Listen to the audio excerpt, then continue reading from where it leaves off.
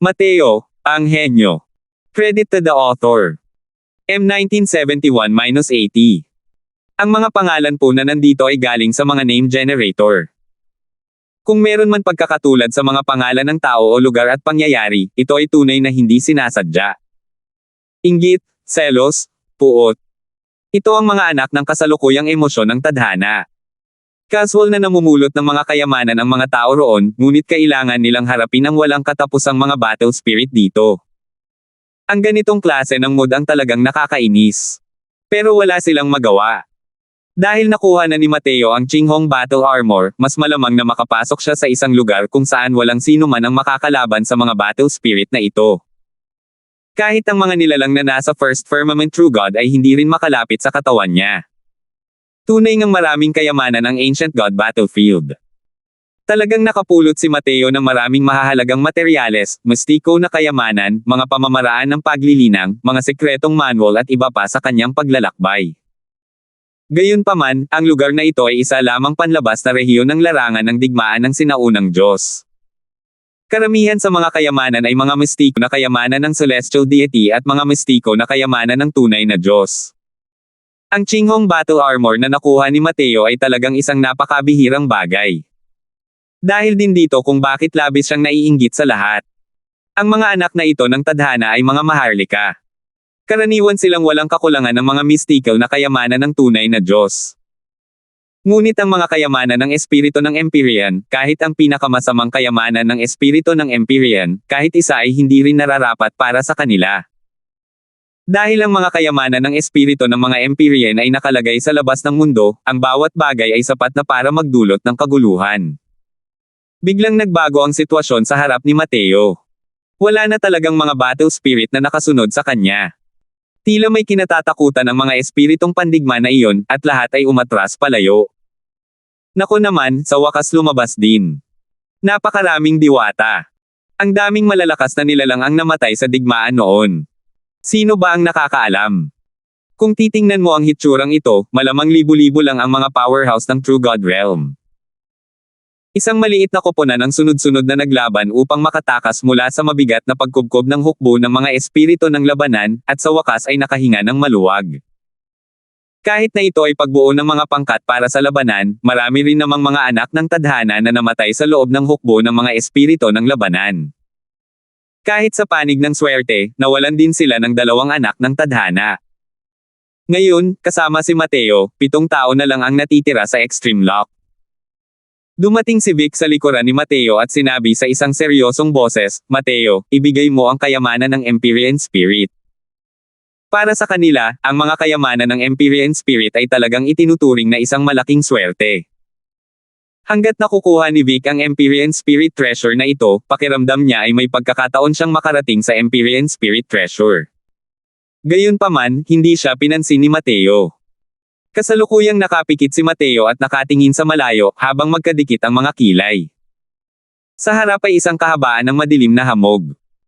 Dahil sa kanyang husay sa paningin, nakakakita lang siya ng 1,000 talampakan ang layo. Nang makitang walang reaksyon si Mateo, kumunat ang noo ni Vic. Pagkatapos ay sinabi niya sa malamig na boses, "Kinakausap kita ngayon, hindi mo ba narinig?"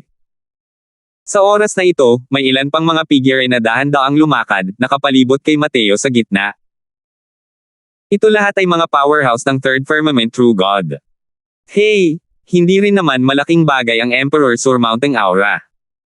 "Ibigay mo na ang Empyrean Spirit Treasure," sabi ng isang gwapong binata na may maayos na pagkakaukit ng mga mukha kay Mateo. Sa pagpasok sa Ancient God Battlefield, walang silbi ang tadhana. "Ang lakas ang numero 1, sabi ng isa pang babaeng nasa katanghaliang gulang. Bagamat kapansin-pansin ang ipinakitang kagalingan ni Mateo sa loob ng hukbo ng mga espiritu ng labanan, sa paningin ng mga tunay na Diyos ng ikatlong langit, wala itong kabuluhan. Gamit ang kanilang lakas, kahit sila lang, kaya nilang lampasan ang hukbong ito ng mga espiritu ng labanan. Ang lakas ng isang tunay na Diyos ng ikatlong langit ay malayo sa kung ano ang maihahambing sa mga tunay na Diyos ng ikalawang langit."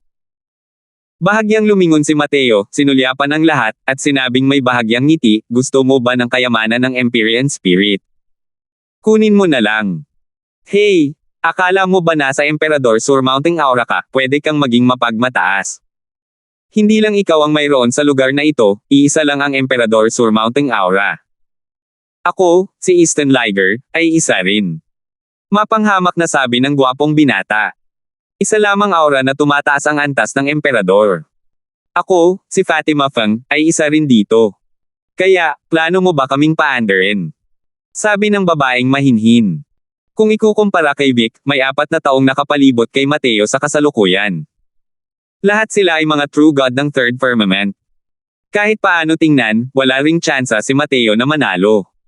Nanginginig ang iba, halatang hindi inaasahan na ang 2 taong ito ay parehong may mga aura na kayang lampasan ng Emperador.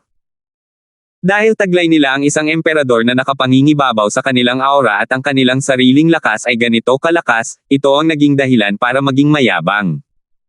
Samantala, sa kanilang isipan, medyo minamaliit ni Mateo ang sarili niyang kakayahan. Malamig na sabi ni Mateo, napakaraming kalokohan. Kung hindi ka kikilos, kikilos ako. Hindi pa nawawala ang boses niya nang biglang dumilim ang kulay ng langit. Isang makapangyarihang kapangyarihang parang bituin ang biglang lumitaw sa paligid ni Mateo. Maningning na bandila ng digmaan. Nang makita ng 3 tao ang sitwasyon, hindi mapigil ang magbago ng husto ang kanilang mga mukha. Yaman ng espiritu ng mga Empyrean. Isa na naman itong kayamanan ng espiritu ng mga Empyrean. Gulat na sigaw ni Easton. Ang batang ito ay mayroon palang 2 kayamanan ng Empyrean spirit. Gulat na sigaw din ni Fatima. Gayunpaman, huli na para sumigaw sila sa gulat. Si Mateo, na nakarating na sa Origin Pill Realm, nang gamitin niya muli ang Stellar War Banner, hindi na niya mabanggit ang kapangyarihan nito ng sabay-sabay. Nakita ko lang siyang nakatutok sa watawat ng digmaan, diretsyong humampes kay Vic. Ang nakapangangilabot na kapangyarihang iyon ay nagpabago sa ekspresyon ng mukha ni Vic. Hindi siya nang ahas na maging kahit kaunting pabaya, agad na tinipon ang lahat ng kanyang banal na asensya upang pigilan ang kapangyarihan ng Stellar War Banner gamit ang kapangyarihang pandaigdig. Mabilis din sina Easton at ang iba pa nang magkaroon ng pagkakataon, at malakas na umungal, sama-sama kayong sumalakay. Ang 3 pang tao ay nagpakawala ng mga pag-atake kay Mateo nang hindi nag-iisip. 3 nakakatakot na alon ng enerhiya ang diretsyong sumugod patungo kay Mateo. Ito ay isang paraan ng pagtulong sa mga nakubkob sa pamamagitan ng pagkubkob sa mga kumubkob, sa pagnanais na pilitin si Mateo na umatras at iligtas ang kanyang sarili. Hindi naman sa gusto nilang iligtas si Vic, pero ang lakas na ipinakita ni Mateo ang nagpatakot sa kanila. Kapag nawalan ng kasama, natural na mababawasan ng malaki ang kanilang lakas sa pakikipaglaban. Gayunpaman, wala talagang balak na ipagtanggol si Mateo. Para lamang makita ang mga sinag ng luntiang bahaghari na nagmumula sa katawan ni Mateo, na direktang nagpoprotekta sa kanya sa loob nito. Putok, putok, putok, putok. Sa ilalim ng Stellar War Banner, si Vic ay parang tinamaan ng sledgehammer, na direktang lumilipad pa atras. Samantala, ang iba pang 3 atake ay tumama mismo sa katawan ni Mateo. Hindi agad nakahawak ang luntiang liwanag at naglaho ito. Nanginginig ang katawan ni Mateo hanggang sa umatras siya ng mahigit 10 sunod-sunod na hakbang bago halos hindi niya nagawang patatagin ang sarili. Paano ito posible? Totoo ba ito o peke? Siya. Talaga bang ayos lang siya? Tumingin ang 3 tao kay Mateo, gulat na gulat hanggang sa hindi na ito makapaniwalang lumaki pa. Sa magkasanib na pag-atake ng 3 dakilang powerhouse ng Third Firmament True God, mariin itong nalampasan ni Mateo. Wala man lang kahit kaunting pinsala sa kanyang katawan. Kahit na mayroon siyang kayamanan ng Empyrean Spirit, ang kapangyarihang pandepensang ito ay masyadong mapanlinlang, tama ba? Kailangang malaman ng isa, ang mga kayamanan ng espiritu ng Empyrean ay hindi isang panluna sa lahat. Kung sapat ang lakas ng opensibong kapangyarihan, mamamatay din sa gulat ang isang tao. Sa ilalim ng pagtutulungan ng 3 Third Firmament True Gods, kahit na gumamit ang isang Second Firmament True God ng isang Empyrean Spirit Treasure, dapat ay nagulat pa rin sila ng buhay. Pero si Mateo ay talagang hindi nasaktan.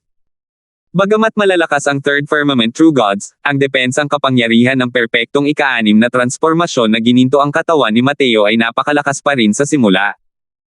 Ngayon, dagdag pa ang Qinghong Battle Armor, para sa Third Firmament True Gods na gustuhing saktan siya, napakahirap talaga. Maliban na lang kung kaya nilang patagilan pa ito, at saka ubusin ang banal na asensya ni Mateo. Kung hindi, wala talagang pagkakataon. Higit sa lahat, hindi sila bibigyan ni Mateo ng pagkakataon. Dahil mayroon pa ring isa pang kayamanan ng Empyrean Spirit si Mateo sa kanyang kamay. Hawak niya ang Stellar War Banner. Nahirapan si Vic na gumapang pataas dahil nagmo na siya ng matinding pinsala sa loob ng katawan. Tumingin siya kay Mateo nang may nag-aalalang tingin. Dalawang kayamanan ng Empyrean Spirit, ito ang setup na nagpainggit sa kanya hanggang sa mabaliw siya. Tinapik ni Mateo ang alikabok sa kanyang katawan at sinabi ng may malamig na ngiti, "Ano? Hindi lahat ay kumain ng kanin. Kaunting lakas lang ito at gusto mo ring makakuha ng kayamanan ng Empyrean Spirit." Ang mga mukha ng apat na tao ay naging malungkot, halos tumutulo na ang tubig. 1972. Hindi ba't umaasa lang ito sa kapangyarihan ng isang kayamanan ng Empyrean Spirit? Anong kakayahan nga ba ang maituturing na yon? Malamig na tumawa si Easton na may bahid ng paghamak. Natural lang na hindi sila kumbinsido sa kanilang mga puso.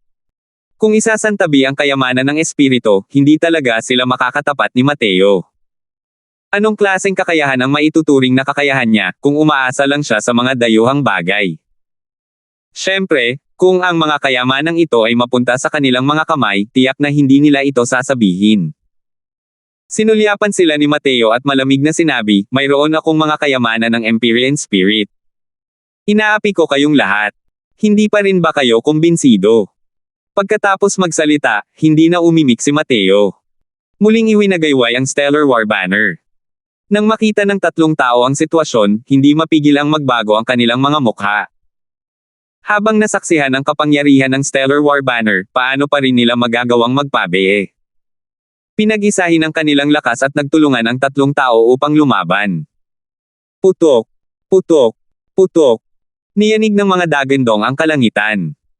Umasa si Mateo sa kapangyarihan ng Stellar War Banner at hindi niya ipinagtanggol ang sarili. Sinugod niya lang ang tatlong tao ng walang pakundangang paraan, isang mapang-ipong estilo ng paglalaro. Tatlong tao ang binugbog kay Easton hanggang sa halos masukan na sila ng dugo. Hindi pa sila nakaranas ng ganitong kaagresibong labanan noon. Isang bagbog lang ang kaya nilang tiisin at hindi na makalaban. Ayos pa rin naman ang lumaban, pero hindi nila siya kayang igalaw kahit kaunti. Walang epekto ang kanilang mga atake nang tumama ito sa katawan ni Mateo. Sa pakikipaglaban hanggang ngayon, maayos naman si Mateo. Sa halip, sila ang natalo ng Stellar War Banner hanggang sa magkagulo ang kanilang mga laman loob, at magulo ang banal na asensya. Ang ganitong uri ng estilo ng pakikipaglaban ay sadyang hindi makatwiran. Tumigil. Tumigil kayo agad. Kami. Ayaw na namin ng kayamanan ng Empyrean Spirit. Paulit-ulit na sigaw ni Fatima. Sa ganitong uri ng labanan, ayaw na niyang magpatuloy sa pakikipaglaban. Medyo nawawala na ng sigla ang kanilang banal na diwa. Sa kabilang banda, kung titingnan si Mateo, ayos lang naman siya. Isa ba talaga itong tunay na Diyos ng unang langit? Maaari kayang ang kanyang banal na diwa ay walang hanggan. Ang ganitong uri ng paraan ng pakikipaglaban ay masyadong walang kahihiyan, ngunit hindi nila ito mapigilan at tanging ang pag-amin lamang ng pagkatalo ang kaya nilang gawin. Biglang tumigil ang figure ni Mateo. Sabay na bumantong hininga ang tatlong katao ni Easton. Pero sa kasalukuyan, silang tatlo ay hingal na hingal, halatang pagod na sila ngayon lang. Sa mismong sandaling ito, ang mga titig na tinitignan mga anak ng tadhana kay Mateo ay puno ng pangamba at takot. Hindi nakakapagtaka na mayroon siyang aura na kapantay ng emperador. Dahil isa lamang siyang first firmament true God, mayroon na siyang dalawang kayamanan ng Empyrean Spirit. Bukod pa rito, ang dalawang Empyrean Spirit treasure na ito ay may parehong kakayahan sa pag-atake at pagtatanggol, at kayang-kaya niyang lumipat sa ibang realm para talunin ang tatlong third firmament true gods. Ang ganitong uri ng tadhana ay maituturing na kasuklam-suklam sa langit. Iba't ibang aura ng Panginoong Emperador na nakapalibot sa kanya, kung kailangan ninyo ng mga kayamanan ng espiritu ng Empyrean, maaari kayong pumunta at kunin ito anumang oras, mayabang nasabi ni Mateo dahil sa pagkakaroon niya ng mga kayamanan ng espiritu. Ang iilang tao ay napakapangit ng mga mukha. Nagngingit-ngit si Easton at sinabing, ituring mo ang iyong sarili na walang awa. Tara na. Pagkatapos magsalita, isinama niya ang sarili niyang grupo sa dilim. Hindi na niya talaga kayang magtagal pa sa lugar na ito. Ang iba ay nagsitakbuhan din palayo. Noong una, lahat ay may kutob na nanonood ng palabas. Ngunit walang sino man ang maaaring mag-isip na ang iilang pinakamalakas na anak ng tadhana ay talagang tuluyang napigilan ng isang tunay na Diyos ng unang langit. Sa wakas ay nalaman na nila na ang lakas ni Mateo ay ang pinakamataas na antas ng pag-iral sa mga batang ito ng tadhana. Sa pagkakataong ito, isang gwapong binata ang biglang lumapit at sinabi kay Mateo habang nakahawak ang mga kamay, tunay ngang mahusay si Brother Croswell. Ako ay taga Pure Source Great Imperial Capital. Maayos lang ang aking lakas. Iniisip ko kung makakabuo ako ng isang koponan kasama si Brother Croswell. Dahil sa pangunguna niya, maraming anak ng tadhana na nagyayabang na maayos ang kanilang lakas ang gustong bumuo ng isang koponan kasama si Mateo. Sa loob ng ilang panahon, naging sikat na property si Mateo.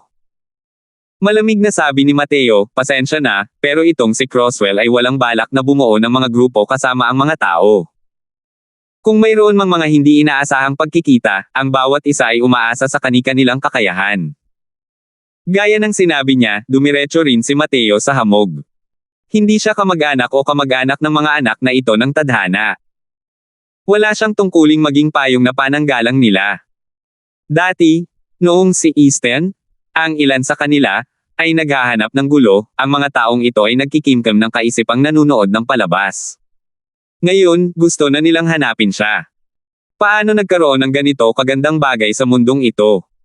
Pero hindi napansin ni Mateo na may mga taong nakatitig sa kanya ng matagal at hindi umaalis. Pagpasok sa hamog, ang paningin ni Mateo ay ilang daang talampakan lamang ang layo. Agad na pinasigla ni Mateo ang kanyang espiritu ng 120%. May kutob siyang simula rito, maituturing na siyang pagpasok sa tunay na mapanganib na rehiyon. Malakas ba ang mga battle spirit sa labas o hindi?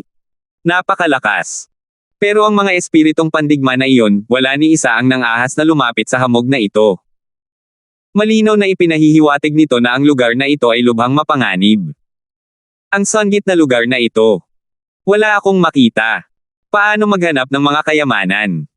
Sus Mariosep. Ilang dosenang talampakan lang ang layo ng nakikita ko. Napakakaiba na lugar na ito. Sumunod kayong lahat. Sa loob ng hamog, ang mga anak ng tadhana ay pawang nalulumbay ng husto. Hindi kasing husay ng paningin ni Mateo ang kanilang mga mata, kaya ilang dosenang talampakan lang ang layo ng kanilang nakikita. Para sa isang True God Realm Powerhouse, hindi ito naiiba sa pagiging isang bulag. Ang pakiramdam na ito ay nagpalungkot sa kanila ng husto. Natuklasan ni Mateo na pagkatapos makapasok sa hamog, ang iba't ibang pangkat ay lalong nagkalat. Hindi ito naiiba sa grupo ng mga batalyon dati. Alam din ng lahat na kahit mapanganib ang lugar na ito, malamang ay maraming magagandang bagay ang makikita roon. Gayunpaman, pinili ng dalawang pangkat ni Vic at Easton ang parehong direksyon gaya ni Mateo nang walang paunang kasunduan. Siyempre, hindi talaga nila alam na hindi malayo sa kanila si Mateo. Hindi, sandali. Pagkalingon pa lang ni Mateo, biglang naramdaman niyang may mali. Muling lumingon siya at tumingin sa grupo ni Vic. Sa ganitong tingin, hindi niya maiwasang manginig sa takot. Pumasok sila mula sa Extreme Lock Great Imperial Capital. 9 na tao ang kabuoang bilang. Kung hindi kasama siya at ang dalawang namatay, dapat ay 6 na tao pa ang natitira. Pero bakit 7 tao lang ang nasa team ngayon? Ang mga taong nagtipon-tipon, may impresyon si Mateo tungkol sa kanila. Nang sumulyap si Mateo, natuklasan niyang may mali sa huling tao. Sinundan niya ng malapitan ang huling taong nauna sa kanya, na parang isang multo. Tungkol sa huling taong iyon, may impresyon si Mateo. Siya ay tinatawag na Eleazar, isang makapangyarihang Diyos sa tuktok ng unang firmament True God. Pero sa oras na ito, ang mabangis na mga mata ng malamulto na taong iyon ay tumingin kay Mateo. Nabigla si Mateo. Baka matuklasan siya ng lalaking ito. Maaari kayang walang silbi ang ambon na ito laban sa kanya. Eleazar, mag-ingat ka sa likuran mo. Walang kahit kaunting pag-aalinlangan, agad na binalaan ni Mateo si Eleazar ng malakas. Kasabay nito, ang kanyang figure ay biglang sumulpot, patungo sa multo sa likuran ni Eleazar. Galing sila sa iisang dakilang kabisera ng imperyo. Ayaw ni Mateo na may mangyari sa mga tao ng Extreme Lock. Nang marinig ng grupo ni Vic ang sigaw ni Mateo, bawat isa sa kanila ay nalito. Ngunit lahat sila ay agad na lumingon kay Eleazar. Si Eleazar mismo ay natigilan din, may pagtataka sa mukha. Likas sa kanya ang pagnanais na lumingon, ngunit wala na siyang pagkakataon. Nakaramdam siya ng matinding kirot sa likod ng kanyang leeg. Pagkatapos, ang kanyang buong katawan ay nanliit sa bilis na nakikita ng hubad na mata. Nang makita ni Vic at ng iba pa ang eksenang ito, nanikip ang bawat isa sa kanilang mga mata. Sakto sa oras na ito, dumating si Mateo. Walang pag-aalinlangang umalis ang Stellar War Banner. Putok. Gayunpaman, mas mabilis ang figurang iyon kaysa sa kanya. Kasabay ng isang malakas na pagugong, sumisid ito sa hamog at naglaho. ARGHH. ARGHH. ARGHH. Kasabay nito, isang serye ng mga nakalulungkot na sigaw ang umalangaw-ngaw sa loob ng hamog na nagbibigay sa mga tao ng isang nakakapangilabot na pakiramdam. 1973. Nang sumugod si Mateo, nauubusan na ng hininga si Eleazar. At lahat ng ito ay nangyari sa isang glap lamang. Tiningnan ni Vic at ng iba pa ang bangkay ni Eleazar. Lahat sila ay namutla ng husto. Kung ang maltong bagay na iyon ay sumusunod sa kanila, at kung hindi ito matuklasan ni Mateo sa oras, ang mga kahihinatnan ay masyadong kakila-kilabot para isipin. Masyadong mabilis ang ganitong bilis ng pagsipsip ng dugo. Hindi talaga sila makariyak. Isa pa, matagal na sinundan ng lalaking ito ang kanilang tabi, pero hindi nila talaga ito napansin. Teka, paano kaya ito natuklasan ni Mateo? Hindi nila nakita si Mateo ngayon lang at natuklasan na talaga ni Mateo ang multo na sumusunod sa kanila. Paano nagawa ito ng lalaking ito? Lahat ay balisa at nagdududa, habang nakatingin kay Mateo nang may pagtataka sa mukha. Mateo, nakita mo ba ng malinaw kung ano ang bagay na iyon? Medyo namutla ang kutis ni Vic habang nagtatanong. Umiling si Mateo at sinabing, hindi ako makakita ng malinaw. Isang berdeng anino lang ang nakita ko. Napakabilis niya. Pagkatapos sabihin ito, sinuri niya ang bangkay ni Eleazar at natuklasan na sa likod ng kanyang leeg, mayroong isang napakaliit na butas, na parang tinusok ng karayom. Kung tungkol sa iba, wala nang ibang mga sugat. Sa kasalukuyan, ang ibang mga koponan ay nakaranas din ng katulad na mga sitwasyon, lahat ay may isang taong sinisipsip ng maubos. May ilang mga koponan pa nga na may ilan ng patay bago pa ito matuklasan. Pero hanggang ngayon, wala pa ring nakakakita kung ano iyon. Sa loob ng ilang panahon, lahat ay nakaramdam ng panganib. Bigla, sinabi ni Jinyang kay Mateo, Mateo, bakit hindi ka sumali sa aming koponan? Mateo, dati, kasalanan naming lahat. Pero lahat ay galing sa Extreme Lock Great Imperial Capital. Sana dahil iisa lang ang aming bayan, hindi ninyo kami iiwan sa alanganin. Sabi rin ni Changma nang may takot. Matagal na nilang nakikita na si Mateo ay hindi talaga kasing simple ng nakikita niya sa unang tingin. Sa paglipas ng panahon, maraming problema na ang naipakita. Taglay niya ang dalawang kayamanan ng Empyrean Spirit at kayang makipagsabayan sa apat na dakilang powerhouse ng Third Firmament True God. Ang kanyang kapangyarihang depensa ay halos walang kahinaan na maaaring samantalahin. Ngayon, ang berdeng nilalang na iyon, na hindi nakikita ng lahat, si Mateo ang unang nakatuklas at nakakita nito. Kung hindi dahil sa natuklasan ito ni Mateo, nang patuloy na sumipsip ang berdeng halimaw na iyon isa-isa, malamang na hindi nila ito mapapansin. Ang paghahanap ng kanlungan kay Mateo ang pinakamatalinong landas sa kasalukuyan. Habang nangunguna ang 2 taong ito, ang natitirang 3 tao, kasama na si Boston, ay sunod-sunod na nagsalita, umaasang sasali si Mateo. Si Vic, na nasa tabi niya, ay sukdulan ng pangit ang ekspresyon ng kanyang mukha. Siya ang pinuno ng team na ito. Ngayon, hindi na siya pinapansin ng buong team. Bahagyang kumunat ang noo ni Mateo. Pinahirapan ni Vic ang lahat. Sa totoo lang, ayaw niyang sumali sa isang team. Ngunit sa huli, lahat ay nagmula sa Extreme Lock Great Imperial Capital. Kung lahat sila ay mamamatay dito, hindi niya talaga ito mabibigyan ng katwiran. Bukod pa rito, nararamdaman ni Mateo na sa loob ng hamog na ito ay puno nga ng panganib. Kung magsama-sama sila, mas ligtas sana ito. Habang iniisip ang mga bagay na iyon, hindi maiwasan ni Mateo na tumingin kay Vic. Parang hanyanggo ang ekspresyon ni Vic ngayon, walang tigil sa pagbabago. Kapatid na Song, nakita mo rin ang sitwasyon kanina. Kung makakasama natin si Mateo, para na rin tayong nagdadagdag ng mga pakpak sa isang tigre. Ang sinaunang larangan ng digmaang ito ng mga Diyos ay mas mapanganib kaysa sa inaakala natin. Ang isang karagdagang tao ay isang karagdagang bahagi rin ng lakas, hindi ba? Pagpupumilit ni Jin Yang. Alam ni Vic na kung hindi pa rin siya papayag, malamang aalis na ang mga taong ito kasama si Mateo. Sa oras na iyon, magiging mapag-isa siya. Hey, kahit pumayag ako, papayag ba siya? Tanong ni Vic nang may malamig na ngiti. Ang pagsasabi niya ng mga salitang iyon ay katumbas ng paglalabas ng sama ng loob sa sarili. Hanggat hindi magsasalita si Mateo, maituturing na tapos na ang usaping ito. Nang makita ang itsura ni Vic na parang may gusto pa rin sa kanya kahit napatay na, ngumiti si Mateo at sinabing, "Oo, wala akong planong sumali sa team ni Brother Song." Isa pa, mula pa sa simula, wala ring plano si Brother Song na isama ako, hindi ba? Pagkatapos niyang sabihin yun, tumalikod na siya at umalis. Gusto mo ng mukha? Bakit ko naman bibigyan ng mukha yan? Nagkulay atay ng baboy ang mukha ni Vic. Nang makitang hindi maganda ang mga mukha ng lahat, dali-daling sumigaw si Vic, "Kuya Croswell, sandali. Sumali ka sa team namin. Tutal, pare-pareho naman ang pinanggalingan ng lahat. Ang nangyari dati, kasalanan ko lahat. Kuya Croswell, huwag mo na sanang pakiaman yun." Ito ay itinuring na isang paghingi ng tawad. Halos ginamit ni Vic ang lahat ng lakas ng kanyang katawan para sabihin ang pangungusap na ito. Kailan ba niya, si Vic, inamin ang pagkakamali niya sa iba noon? Pero sa ngayon, nakasakay siya sa likod ng isang tigre at nahihirapan siyang bumaba. Hindi rin maganda ang hindi paghingi ng tawad. Sa sitwasyon niya ngayon, wala siyang tiwala sa sarili.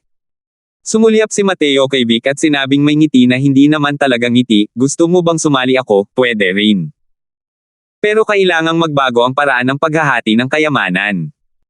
Nagbago ang mukha ni Vic, ngunit mabilis siyang nalungkot at sinabing, "Paano ito gustong baguhin ni Brother Croswell?" Sabi ni Mateo, kung sino ang mas magsusumikap, mas maraming kayamanan ang makukuha. Nang marinig ito ng iba, labis silang natuwa sa kanilang mga puso. Ang pamamaraang ito ng pamamahagi ay malinaw na mas patas. Tumanggaw si Vic at sinabing, "Wala akong tutol." Sa oras na ito, hindi na rin niya pagkakataon ang tumutol. Habang humuhupa ang bagyo, nagpatuloy ang lahat sa pagsulong. Sa paglipas ng panahon, sa wakas ay alam na ng lahat ang husay ni Mateo. Bawat isa sa kanila ay nakakuha ng ilang kayamanan. Kung minsan, ang kayamanan ay malinaw na napakalayo sa kanila, ngunit nakita ito ni Mateo sa isang sulyap. Malinaw na mas malayo ang nakikita ni Mateo kaysa sa kanila. Kung maaalala noong nasa hukbo ng mga battle spirits sila, hindi man lang sila pumulot ng kahit isang hibla ng buhok. Ang pagtrato nila sa kanila ay talagang kakaiba. Bukod pa rito, patas din ang pamamahagi ni Mateo. Halos lahat ay nakakuha ng bahagi. Ang mga kayamanang nakuha ng kanilang koponan ay ilang beses na mas malaki kaysa sa mga kayamanan ng ibang mga koponan. Kulay berde sa panghihinayang ang mga bituka ng mga taong ito. Kung matagal na nilang sinundan si Mateo, gaano kaya kaganda iyon? Bukod pa rito, natuklasan nila na madalas na maririnig ang mga sigaw sa loob ng hamog na ito, na nagpapahiwatig na ang ibang mga koponan ay patuloy pa ring inaatake. Tanging ang kanilang koponan lamang ang walang insidente sa buong proseso. Hindi na sila muling hinanap ng berdeng bagay na iyon. Hey, karapat-dapat nga si Brother Croswell na magkaroon ng aura na kayang lampasan ng emperador. Kahit ang mga halimaw na iyon ay hindi nang ahas na lumapit sa atin. Oo. Dati, lahat tayo ay may mga mata ngunit hindi nakilala ang bundok tay, kaya naman minamaliit natin si Brother Croswell. Sa kasalukuyang sitwasyon, bawat isa sa kanila ay lubos na nasiyahan, at hindi rin nag-atubiling purihin si Mateo. Gayunpaman, si Mateo ay hindi kasing optimistiko ng sa kanila. Habang tumatagal, mas tumitindi ang pagkabalisa sa kanyang puso. Mag-ingat kayong lahat, puno ng panganib ang hamog na ito. Hindi naman basta-basta magkakaroon ng ganitong panganib, babala ni Mateo sa kanila. Para bang gusto niyang pagtibayin ang kanyang mga salita, ilang itim na bagay ang biglang sumulpa at patungo sa kanila, ang bilis ay napakabilis. Natural lang na si Mateo ang unang nakatuklas sa problema, hindi mapigil ang magbago ang kanyang mukha nang sumigaw siya sa gulat, mag-ingat kayong lahat. Kuya Song. Naiintindihan ko. Seryosong sagot ni Vic. Sa koponan, ang kalakasan ng dalawang tao ang pinamalakas, at natural na nahahadlangan sa unahan, at ang iba ay sinusuportahan sa pamamagitan ng mga koordinadong aksyon. Ito rin ang pinakamahusay na paraan ng pakikipaglaban na kanilang napag-usapan noon. 7 hanggang 8 imahe ang dumating na may kasamang alulong, ginamit ni Mateo ang Stellar War Banner nang walang anumang pag-aalinlangan. Putok. Putok. Putok. Ang 7 hanggang 8 after images na iyon ay direktang pinalipad sa ilalim ng mga atake ni na Mateo at Vic. Gayunpaman, wala pa silang oras para maging masaya nang muling sumugod ang mga itim na anino na parang hindi sila apektado. Nagbago ang ekspresyon ni Mateo, at sinabi niya, napakalakas na depensa. Mag-ingat ang lahat. 1974. Putok. Putok. Putok. Inilabas ni Mateo at ng iba pa ang lahat ng kanilang kakayahan, walang habas na binomba ang kumpol ng mga itim na nilalang. Ngunit ang mga itim na nilalang na iyon ay hindi nagtamo ng kahit kaunting sugat. Sa pagkakataong ito, malinaw na nakita ni Mateo. Ang kumpol ng mga itim na nilalang na ito ay parang isang grupo ng mga itim na unggoy, may itim na buhok na tumutubo sa kanilang buong katawan, at ang kanilang mga bibig ay nagpapakita ng matutulis na pangil. Hindi sila tao o multo, dahil nakakakilabot ang mga ito. Bukod pa rito, ang lakas ng depensa ng mga lalaking ito ay lubhang kahanga-hanga. Ngayon lang, ginamit niya ang Stellar War Banner, at hindi talaga ito nag-iwan ng anumang marka sa kanilang mga katawan. Biitim na bangkay. Tiningnan ni Vic ang grupo ng mga itim na bagay na iyon, ang kanyang kutis ay namumutla habang sinasabi niya. Kumunat ang noo ni Mateo at sinabing, itim na bangkay. Ano iyon? Pangit ang ekspresyon ni Vic habang sinasabi niya, pagkatapos mamatay ang mga martial artist, ang kanilang mga bangkay ay sasailalim sa lahat ng uri ng hindi pangkaraniwang pagbabago sa ilalim ng ilang espesyal na kapaligiran. Ang ganitong uri ng itim na bangkay ang pinakamahirap kalabanan. Ang lakas ng depensa nito ay lubhang nakakatakot. Para itong isang pader na gawa sa tanso o bakal, hindi tinatablan ng mga espada at sibat, at halos hindi tinatablan ng mga atake ng banal na asensya. Napagtanto lang ni Mateo pagkatapos niyang marinig iyon. Ang mga itim na bangkay na ito ay nasa paligid din ng Second Firmament True God Realm, ngunit ang kanilang kapangyarihang depensa ay halos kayang tapatan siya. Ang makaharap sa ganitong bagay ay talagang napakahirap. Bukod pa rito, ang bilis ng bagay na ito ay napakabilis. Hindi kayang iwasan ito. Biglang sumili ang isang bahid ng ngiti sa mukha ni Mateo. Nakikipagkompetensya sa pisikal na katawan. Huho! Biglang itinabi ni Mateo ang Stellar War Banner at sinabi kay Vic, ikaw ang magprotekta sa kanila, iwan mo sa akin ang mga taong ito. Natigilan si Vic at sinabing, iwan mo na lang sila sayo. Alam niyang sabay na nililinang ni Mateo ang katawan at martial arts. Ngunit ang lakas ng katawan ni Mateo ay maihahambing din sa First Firmament True God. Kaya paano siya lalaban sa napakaraming itim na bangkay?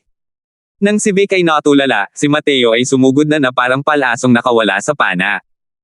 Putok! Isang ungol ng dragon ang narinig niya. Isang itim na bangkay sa harap niya ang pinasabog hanggang sa lumipad ito palabas ng diretso paatros. Nako! Ang itim na bangkay ay nagpakawala ng isang matinis na sigaw, na lubhang nakakarinig sa gitna ng hamog na ito. Nanliit ang mga mata ni Vic at ng lahat, habang nakatingin sa eksenang ito ng may labis na pagkamangha. Putok! Putok! Putok! Parang hangin na pinakawalan ang mga kamao ni Mateo, bawat suntok ay tumatama sa laman, na nagbukas ng isang mabangis na malapitang laban sa 7 hanggang 8 itim na bangkay. Paminsan-minsan, ang mga itim na bangkay na iyon ay naglalabas ng matinis na sigaw, na nagpapanginig sa mga tao sa takot. Sa loob ng hamog, ang mga tao ni Extreme Lock ay matagal nang natulala sa pagkamangha habang nakatingin sa malabong mga anino. Paano? Paano naman nakakatakot ang matipuno niyang katawan? Tanong ni Jin Yang. Oo, ang kanyang malalaman na katawan ay malinaw na maihahambing lamang sa isang First Firmament True God, ngunit ang kapangyarihang ito sa pakikipaglaban ay talagang kayang durugan ang mga itim na bangkay ng Second Firmament True God. Hindi nakakapagtaka na noong kasama siya sa hukbo ng mga espiritu ng labanan, ang mga espiritu ng labanan ay hindi makalapit sa kanya, gulat na sabi rin ni Chiang Ma. Ang malalaman na lakas ng katawan na ito ay lubos nang lumampas sa kanilang imahinasyon. Sa lakas ng pakikipaglaban at lakas ng depensa, higit na nalampasan ni Mateo ang mga powerhouse na may parehong rango, at mas malakas pa siya ng isang magnitude kumpara sa isang second firmament true God. Naisip nila na kahit hindi hiniram ni Mateo ang kapangyarihan ng mga kayamanan ng Empyrean Spirit, ang marahas na pagdurog sa mga second firmament true gods ay hindi rin mahirap. Sa gitna ng karamihan, biglang naging makahulugan ang tingin ni Boston. Parang may naalala, nagulat siyang sumigaw, ito ang perpektong gininto ang katawan ng ika-6 na pagbabago. Tiyak na nakultivate ni Mateo ang perpektong gininto ang katawan ng ika-6 na pagbabago. Ano? Perpektong pang-6 na transformasyon na gininto ang katawan. Ito. Paano ito nangyari? Gulat na sigaw ni Vic. Alam ng lahat kung gaano kahirap linangin ang perpektong gininto ang katawan para sa ika-6 na transformasyon, at kung gaano ito kadelikado. Halos imposibleng mangyari ang ganitong bagay. Gayunpaman, bukod sa perpektong gininto ang katawan na may pang-6 na transformasyon, wala silang makitang dahilan para ipaliwanag ang lahat sa harap ng kanilang mga mata. Nakipaglaban si Mateo ng isa laban sa 8, at talagang natalo hanggang sa umiyak sa sakit ang mga itim na bangkay na ito. Ang lakas ng pakikipaglaban na ito ay talagang hindi kapanipaniwala. Gayunpaman, kahit nagulat ang lahat, hindi nila napansin na ang panganib ay tahimik ng papalapit. Mula nang marating ni Mateo ang dakilang katumpakan ng Dao Realm, ang kanyang banal na kaluluwa ay mas malakas kaysa sa mga nasa parehong rango. Bigla siyang nakaramdam ng matinding pangamba, at hindi niya mapigil ang sumigaw ng malakas, mag-ingat, may panganib.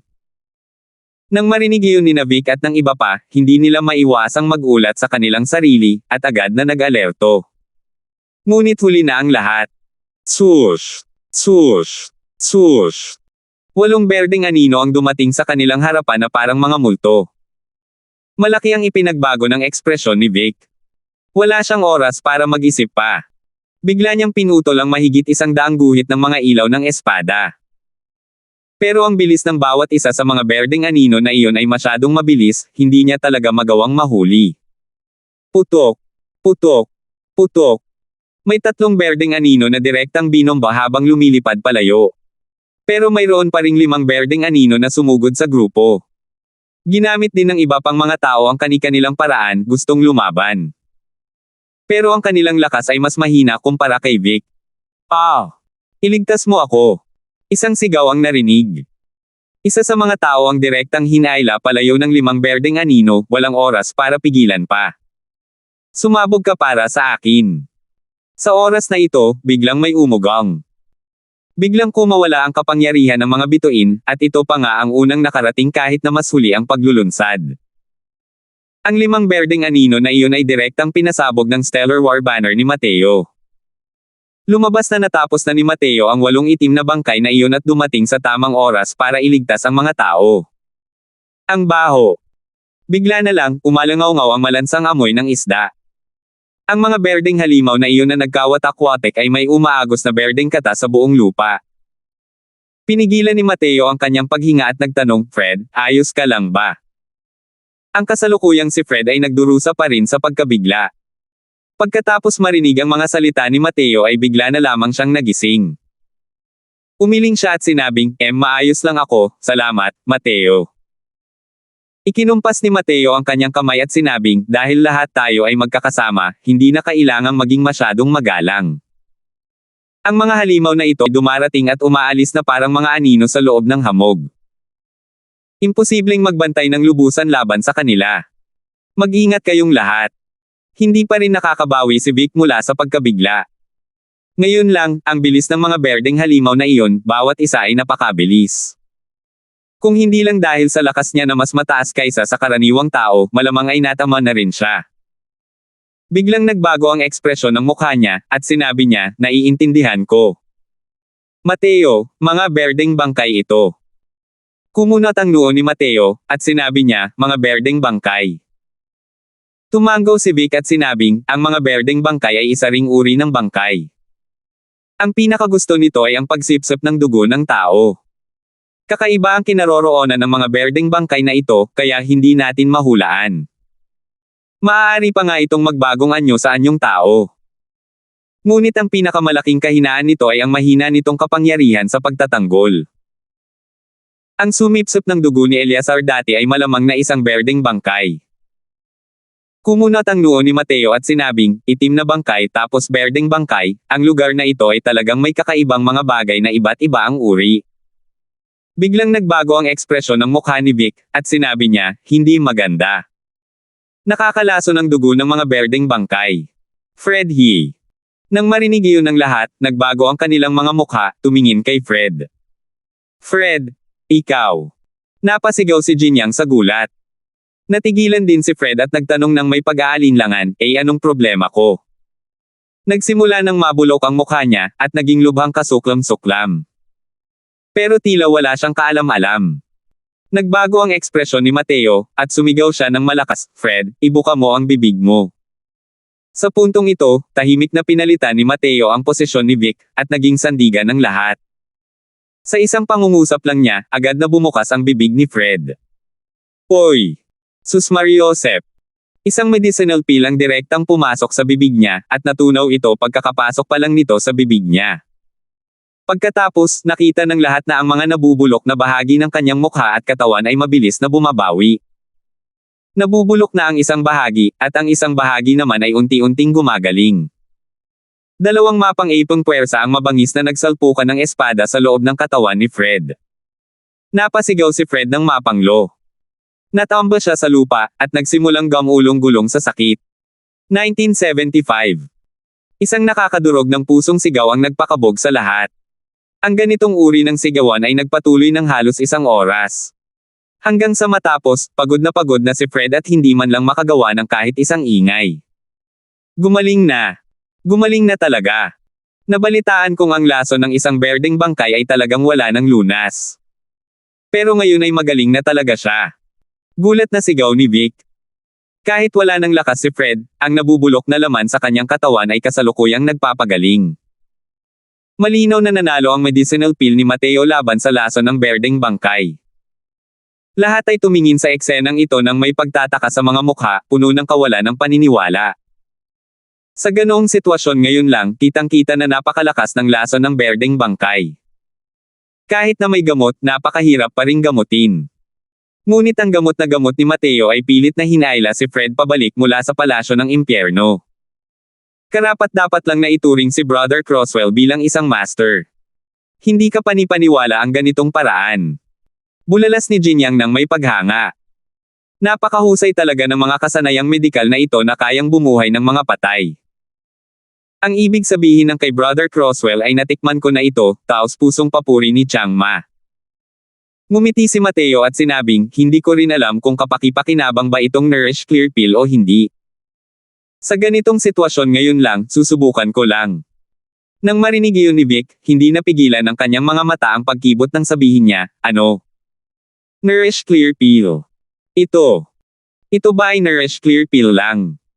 Hindi lang siya, lahat sila ay napuno ng gulat. Ang Nourish Clear Pill ay ang pinakakaraniwang rank 6 detoxification pill. Ang kahirapan ng pagpipino nito ay level 1 lamang. Kung pag-uusapan ang epekto sa medisina, ito ay napakahina. Akala nilang lahat ay isang himala ang ipinakain ni Mateo kay Fred, pero sino ang mag-aakala na ito pala ang pinakakaraniwang gamot, ang Nourish Clear Pill? Para magkaroon ng ganitong nakakatakot na epekto sa medisina ang Nourish Clear Pill, anong grado kaya iyon? Antas Diyos ng lilang espiritu. Espiritong walang laman na antas Diyos. Kung tungkol naman sa malawak na antas ng banal na espiritu, hindi man lang nila ito naisip. Hindi pa sila nakakita ng isang rank 6 vast spirit divine pill. Tumango si Mateo at sinabing, limitado ang mga gamot sa espiritu ng Myriad Treasure Tower ng Extreme Lock Rate Imperial Capital. Wala nga silang ilang mahahalagang gamot sa espiritu, kaya walang paraan para mapino ang ilang detoxification pills na may magagandang epekto. Ang Nourish Clear Pill lang ang magagamit ko para matustusan ito. Hindi naintindihan ni Mateo ang kanilang pagkamangha. Ang Nourish Clear Pill ay talagang napakadali para sa kanya. Casual siyang nagpino at ito ang tugatog ng malawak na espiritu. Maliban na lang, nagpalitan ng tingin sina Vic at ang iba pa, at agad silang nawala ng malay. Medyo nakakatakot din ang ganitong uri ng tagumpay, di ba? Ang Nourish Clear Pill pa lang ay may nakakatakot na epekto. Tapos kung hahayaan siyang magpino ng ilang high-level medicinal pills, gaano kaya ito kakilakilabot? Sa oras na ito, dahan-daang nagising si Fred. Hindi pa ako patay. Medyo natatarantang sabi ni Fred. Fred, dapat mong pasalamatan ng maayos si Brother Croswell. Kung hindi dahil sa kanyang mga gamot, malamang isa ka ng tambak ng puting buto ngayon, sabi ni Jin Yang. Biglang naalala ni Fred ang sigaw ni Mateo, dahilan para mapabukan niya ang bibig. Dali-dali siyang yumuko kay Mateo at sinabing, maraming salamat, kapatid na Croswell. Ang kabaitang ito, hinding-hindi malilimutan ng Fred Hu na ito habang buhay. Si kapatid na Croswell ay isang tunay na ginoo, ang kawalan ng utang na loob ay ginagantihan ng kabaitan, nahihiya ang Hu na ito. Sa mga nangungutya kay Mateo dati, natural na isa rin doon si Fred. Pero ngayon, puno siya ng panghihinayang. Ngumiti si Mateo at sinabing, hindi mo kailangang maging magalang. Kailangan mo lang magtaas ng daliri. Ipagpatuloy natin ang pag-usad. Matapos ang mahigit kalahating buwang paglalakbay, wala na silang naranasang anumang panganib. Ngayon, kahit si Vic ay wala ring anumang galit kay Mateo. Kung tungkol naman sa iba, matagal na nilang itinuturing si Mateo bilang gulugod. Biglang tumigil ang pigire ni Mateo. Tinaas ni Vic ang kanyang mga kilay at nagtanong, kapatid na Croswell, mayroon ka bang anumang natuklasan? Alam na nilang lahat ngayon na ang husay sa paningin ni Mateo ay mas malakas kaysa sa kanila. Palagi siyang nakakatuklas ng mga bagay na hindi nila matutuklasan. Tumanggaw si Mateo at nakangiting sinabi, hindi ko inaasahan na makikita ko ang Profound Heaven Single Breadfruit sa lugar na ito. Profound Heaven Single Breadfruit. Nanliit ang mga mata ni Vic nang sumigaw siya sa gulat. Ito talaga ang Profound Heaven Single Breadfruit. Ang bagay na iyon, basta't malunok mo ang isa, ay kapantay nito ang 1,000 taon ng mapait na paglilinang. Sabi ni Jin Yang nang may ekspresyon ng pananabik. Ang iba ay labis na nasasabik. Ang isang Profound Heaven Single Breadfruit ay sapat na upang hayaan silang makalusot sa isa o kahit dalawang maliliit na kaharian. Paano sila hindi maaabala? Kapatid na Croswell, ilan ba ang Profound Heaven Single Breadfruit na ito? Medyo kinakabahang tanong ni Vic. Kung isa lang ang mayroon, malamang ay natuwa na siya ng napakaaga. Si Mateo lang ang maaaring magkaroon ng spirit fruit na ito. Ang ganitong uri ng prutas na espiritu ng langit at lupa ay hindi nakapasok sa hanay. Mas kapaki-pakinabang pa ito kaysa sa 100 tabletang panggamot. Hindi masusukat ang halaga nito gamit ang mga Divine Essence Stone. 2 maliliit na kaharian ng True God Realm, kung talagang naglilinang ayon sa normal na gawain, sa ilalim ng mga pangyayari ng paglunok ng isang medicinal pill, walang pagkakataon kung walang 1,000 taon. Gamit ang Profound Heaven Single Breadfruit, katumbas ito ng pagliligtas ng 1,000 taon ng mapait na paglilinang. Sabi ni Mateo, 3. Pag-usapan natin ang tungkol sa pamamahagi mamaya. May isang itim na bangkay na nagbabantay sa tabi ng Profound Heaven Single Breadfruits. Hindi simple ang itim na bangkay na ito, aakitin ko ito palayo. Vic, ikaw ang magdala sa kanila para anihin ito. Puno ng pananabik ang mukha ni Vic. Kung 3 lang sila, siguradong makakakuha siya ng isa. Sa ganitong paraan, ang kanyang pagpasok sa 4th Firmament True God Realm ay halos tiyak na magiging isang malaking hamon. Sige, mag-ingat ka. Nakangiting sabi ni Vic. Tumanggaw si Mateo at dahan-daang nagtungo roon. Malinaw na natuklasan din ng itim na bangkay si Mateo. Ngunit hindi ito agad naglunsad ng isang pag-atake. Sa halip, gumamit siya ng isang pares ng mga matang parang itim na butas, habang nakatitig ng mataman kay Mateo. Napataas ang kilay ni Mateo at gulat na sinabi, ang itim na bangkay na ito ay tila nagsilang na ng kaunting espiritual na karunungan. Talagang hindi ito kapanipaniwala. Mukhang epekto ito ng Profound Heaven Single Breadfruit na ito. Lumapit siya sa itim na bangkay nang walang pagmamadali. Ang aura sa katawan ng itim na bangkay na iyon ay lalong lumakas. Ang buong pagkatao nito ay patuloy na nag-iipon ng momentum, naghihintay ng paglaya, parang isang gulat na tigre. Sa wakas, nang makalapit si Mateo at umabot sa 100 talampakan sa harap niya, hindi na ito nakayanin ng itim na bangkay, at biglang inatake si Mateo. Putok. Isang matinding sagupaan, si Mateo at ang itim na bangkay ay parehong umatras ng mahigit 10 hakbang. Pantay ang tibay. Pero, kahit na may proteksyon ng Chinghong battle armor ni Mateo, ang kanyang mga laman loob ay nasa isang magulo na estado na ngayon. Pinakamataas na ranggo sa unang yugto. Nabahala si Mateo sa kanyang puso, sa wakas ay alam na niya ang lakas ng itim na bangkay na ito. Dati niyang nararamdaman na hindi simple ang itim na bangkay na ito. Ngayon, pagkatapos magpalitan ng suntok, totoo nga. Ang kapangyarihan ng katawang laman ng isang tao ay ang pagsasama ng mga batas ng langit na daw sa laman at dugo. Hindi ito mahahalata ng hubad na mata. Tanging kapag ginagamit ang mahalagang enerhiya, na sumasabog ng may kapangyarihan, saka lamang makikita ng isang tao ang aktwal na sitwasyon. Ang isang peak initial stage rank 6 ay katumbas ng isang third firmament true god. Ang lakas lang talaga ng katawan ng itim na bangkay na ito ay malinaw na mas malakas kaysa sa isang third firmament true god. Samantalang si Mateo ay kakapasok pa lamang sa ika-6 na transformasyon. Sa pamamagitan ng pag-asa sa perpektong gininto ang katawan ng ika-6 na transformasyon, ang lakas ni Mateo ay maihahambing sa mga second firmament true gods. Kasama ang Chinghong battle armor, ang depensa ni Mateo ay lumalapit sa third firmament true god.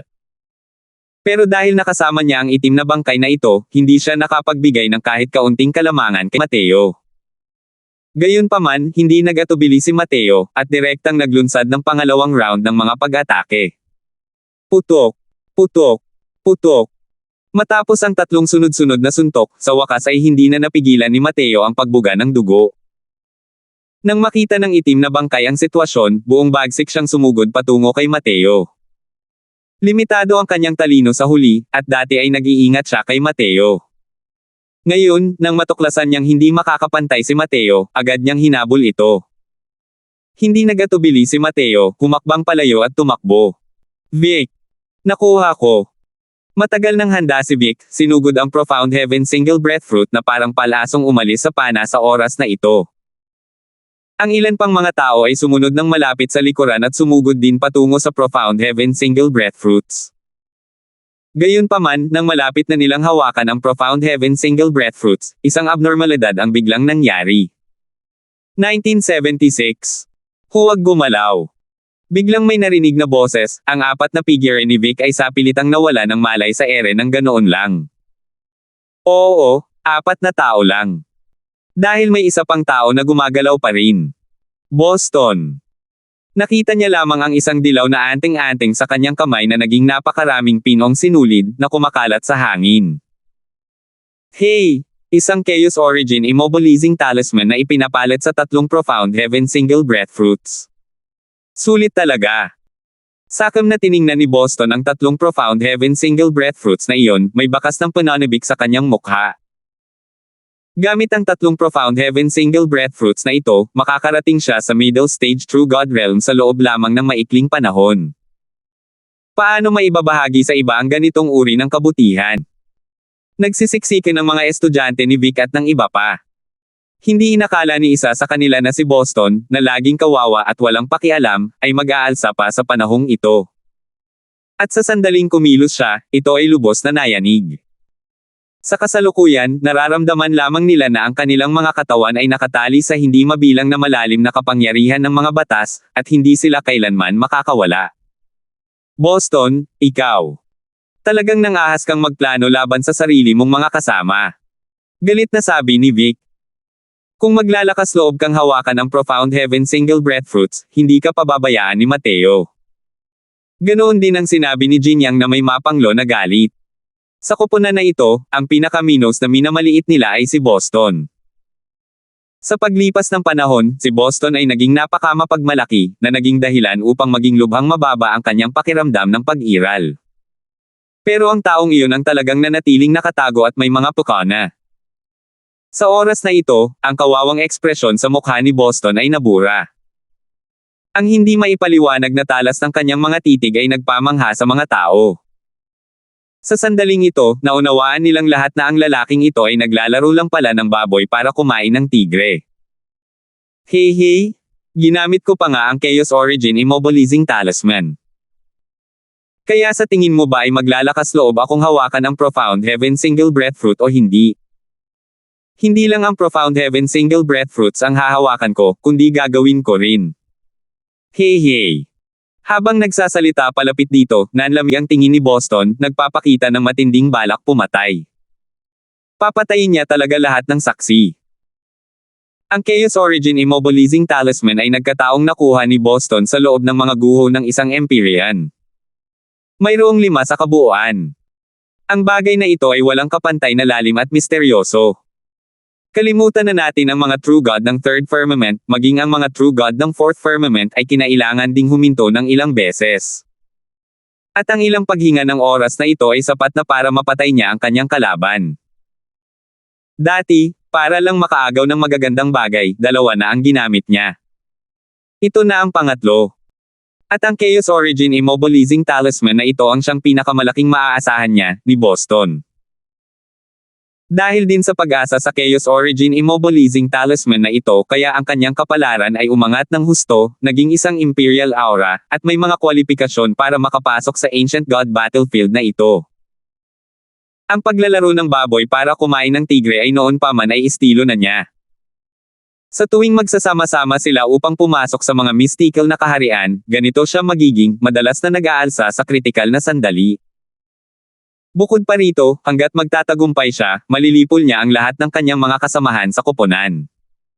Siya ay walang kapantay na mabangis. Malaki ang ipinagbago ng ekspresyon ni Vic at ng iba pa. Gustong-gusto ni Vic na makawala sa kapangyarihan ng batas na iyon, ngunit hindi niya magawang makawala.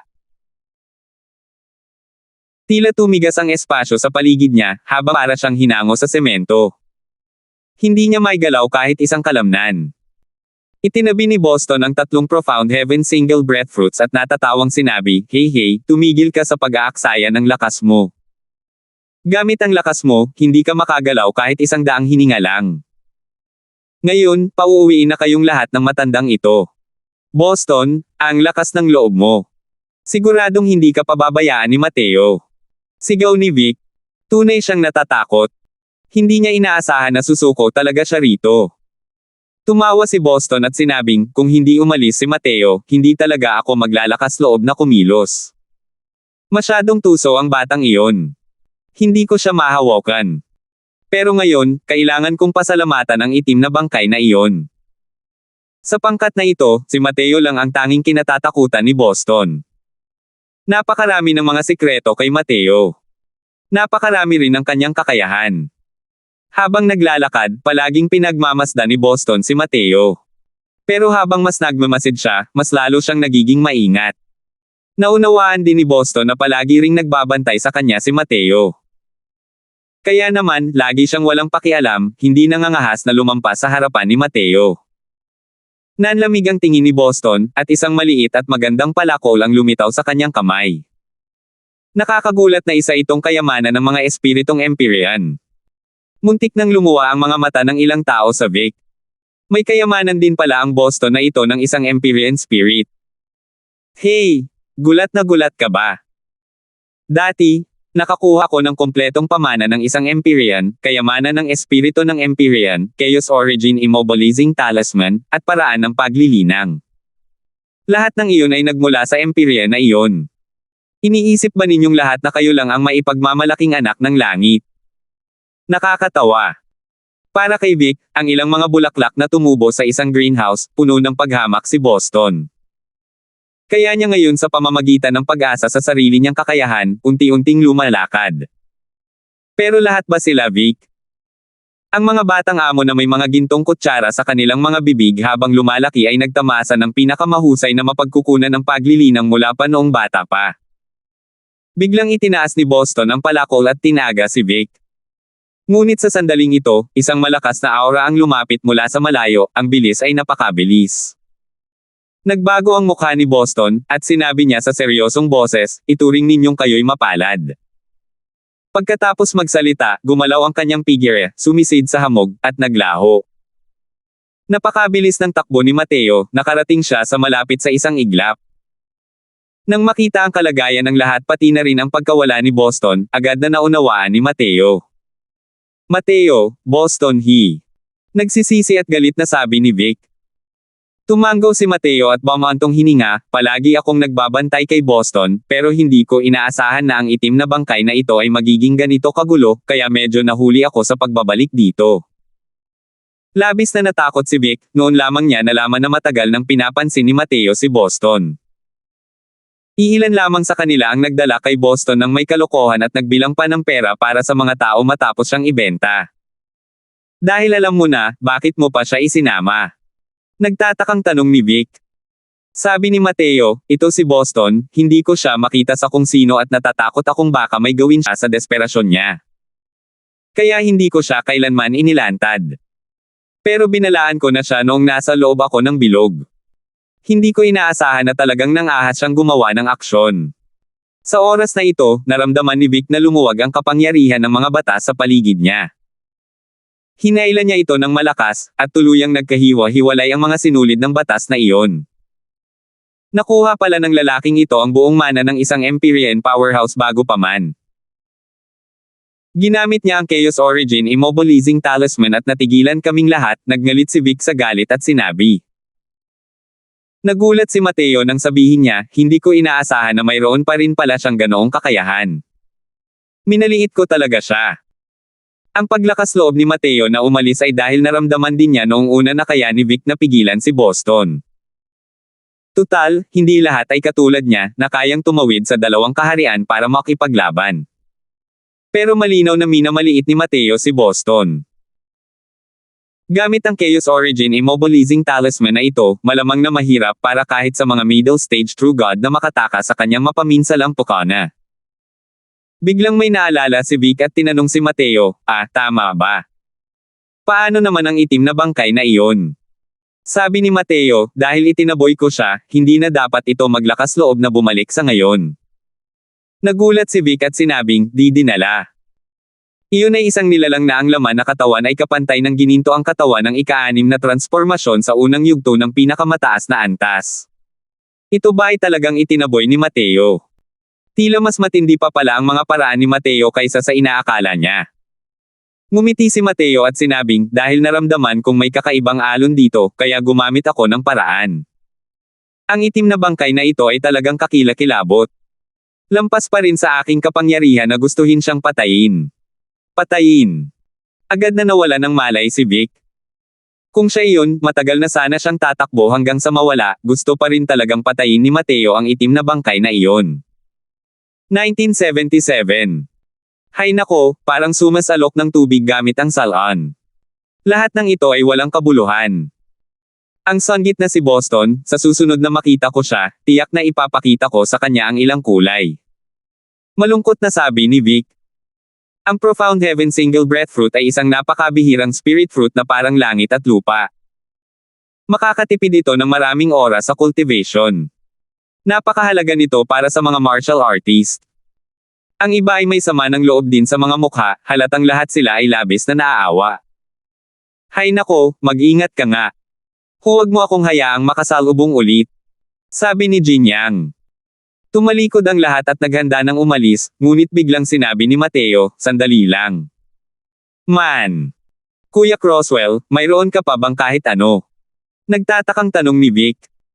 Hindi nagsalita si Mateo, bagkus ay naglakad patungo sa halaman ng Profound Heaven Single Breath Fruit, yumuko, at maingat na inalis ang lupa, na nagpapakita ng ugat. Lahat ay naguguluhan, hindi alam kung ano ang plano ni Mateo dito. Nilis ni Mateo ang lupa sa ugat at binunot ang ugat nang hindi ito nasira, sabay ngiti, bagamat wala na ang Profound Heaven Single Breath Fruit, maganda pa rin ang ugat ng punong ito. Ugat ng puno. Ano ang silbi ng ugat ng puno? Nagdududang tanong ni Vic. Sabi ni Mateo, dahil ang Profound Heaven Single Breath Fruit ay masyadong mapanghamon sa langit, hindi ito lubos na kayang isama sa ibang mga gamot na pang-espirito para makabuo ng mga tabletang panggamot. Ngunit ang mga ugat ng puno ng Profound Heaven Single Breath Pill ang pangunahing sangkap para pinuhin ang Profound Heaven Single Breath Pill. Bagamat ang mga epekto ng Profound Heaven Single Breath Pill ay hindi maihahambing sa Profound Heaven Single Breath Fruit, maaari rin itong bigyan ng taong kumakain nito ng malaking pagbuti sa lakas. Nang marinig ito ng 4 na tao, lahat sila ay nagpakita ng matinding tuwa. Si Mateo ay isang master-level alchemist, ang pagbigkas niya ng ganitong mga salita ay natural na nangangahulugang mayroong katiyakan. Mayroon pa rin palang ganitong uri ng Profound Heaven Single Breath Pill.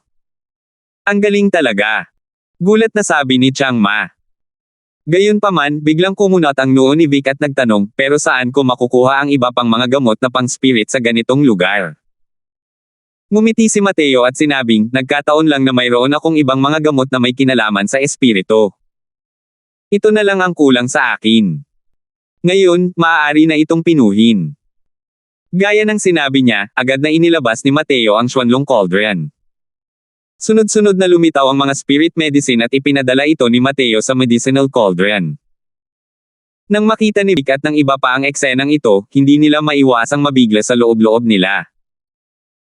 Bakit naman magdadala si Mateo ng napakaraming gamot na pang-spiritual sa kanya?